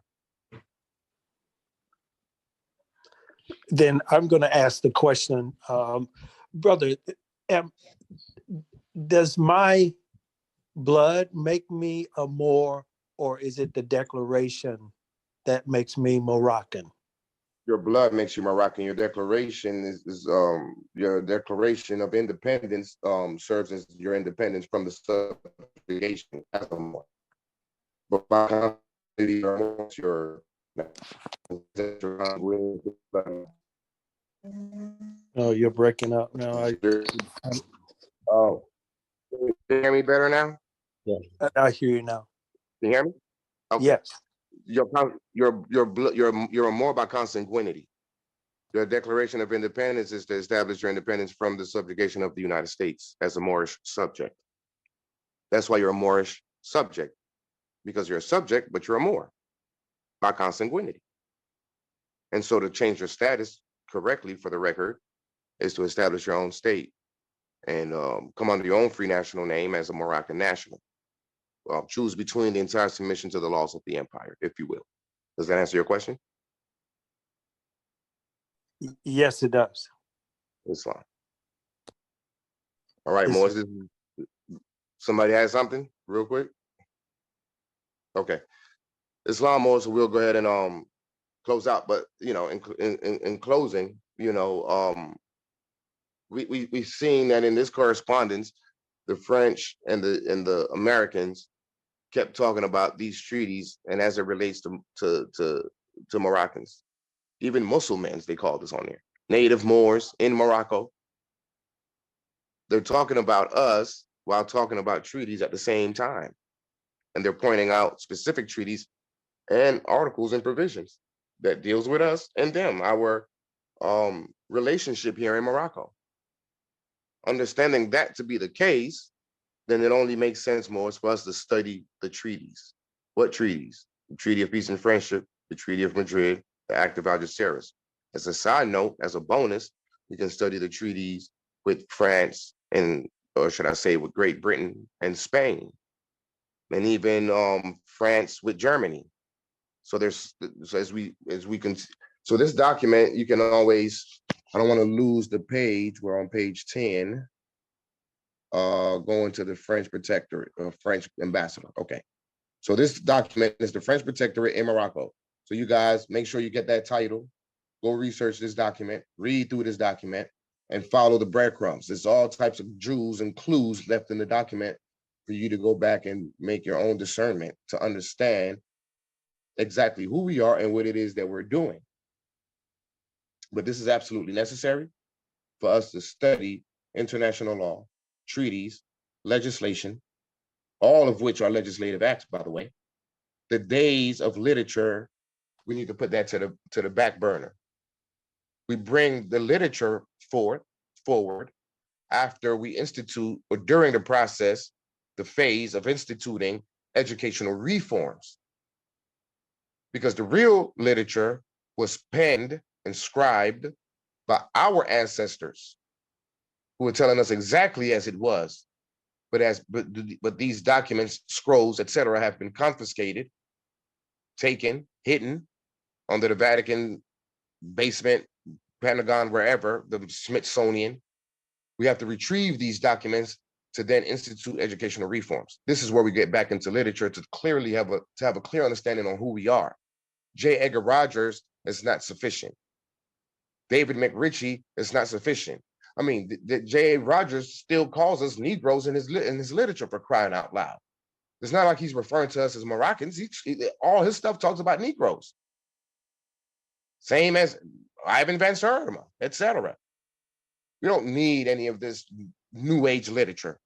We need the ancient literature that came from our ancestors that tell us exactly what it is, so that now we can properly institute these educational reforms to reprogram the minds of our people, to bring them back into the mindset of their ancient foremothers and forefathers, so they can get away from straying away to gods who they know nothing of, European gods that they know nothing of, Islam.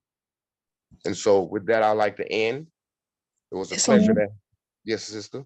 Just real quick, because as you're talking, I was just thinking about something popped into my head when you were reading, and it said, I believe the terminology was native of Morocco, if I'm not mistaken.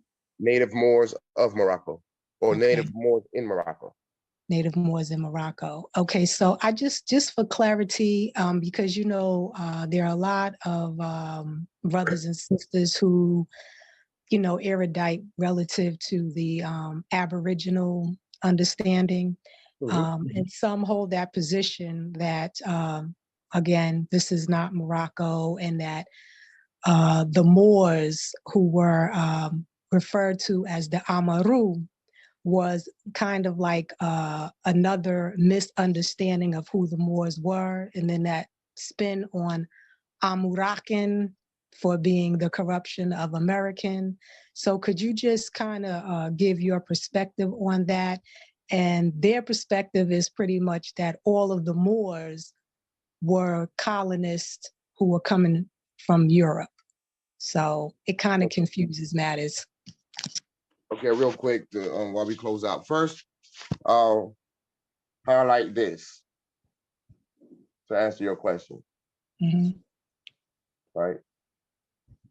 What does that say? The United States of America and Morocco. Where is the United States of America? In Morocco. Oh, okay. So are we talking about regular YouTube people, or are we talking about 15 judges in the ICJ? Who are we going to listen to, right? They told you that the United States is in Morocco, which means the people of the land is named after the people, and the people are named after the land, which means these people are all Moroccans, right?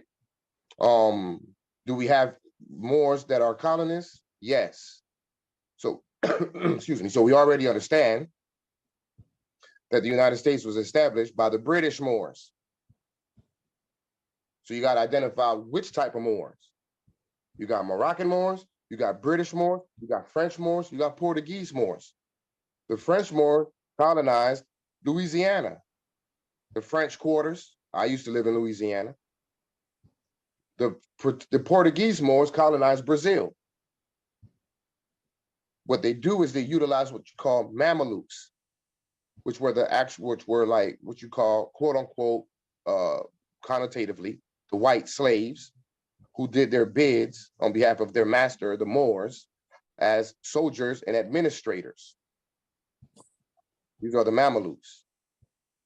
So what you'll see is the face of them, but you don't see who's behind the scene, which are the Moors. But what type of Moors? The British Moors, Portuguese Moors, French Moors. So we have to identify what type of Moor before we can get an understanding as to who we are, because then that identifies what type of Moors we are. And the type of Moors that we are Moroccan Moors. And we are the ones who are being persecuted and attacked and colonized by our own people with the use of other people. So the British Moors came over here to try to colonize Morocco with their Mamelukes, which is the white man, quote unquote. But they put the white man in the front and the Moors stay in the back. So you don't know who's really doing the damage. That's why you see, you still till today, you still have what's called the black nobility. You look up the black nobility, you will find out that all these crests, family crests, etc., bears the face or the head of a quote unquote black man, right? Those were the British Moors. Queen Charlotte of Mecklenburg, which is where you get the term Charlotte, North Carolina, and the county Mecklenburg. She was British. She was a British Moor who colonized North Carolina. So we have to understand which Moors we're talking about, and we also have to understand our national identity. So whether you are a Cherokee, whether you're a Blackfoot, whatever type of Indian tribe you think you are, or you may have identified yourself to be, you're still a Moroccan. Domestically, you may be but internationally, you're a Moroccan. That's your national standing. Your national status, your free national name, according to Prophet Noble Ali. Does that answer your question, sister? Islam. Thank you. You're very welcome. Very, very welcome. All right. Time to close out. Y'all gonna have me go until 12. We can't. 1 o'clock. I can't. There's so much to talk about.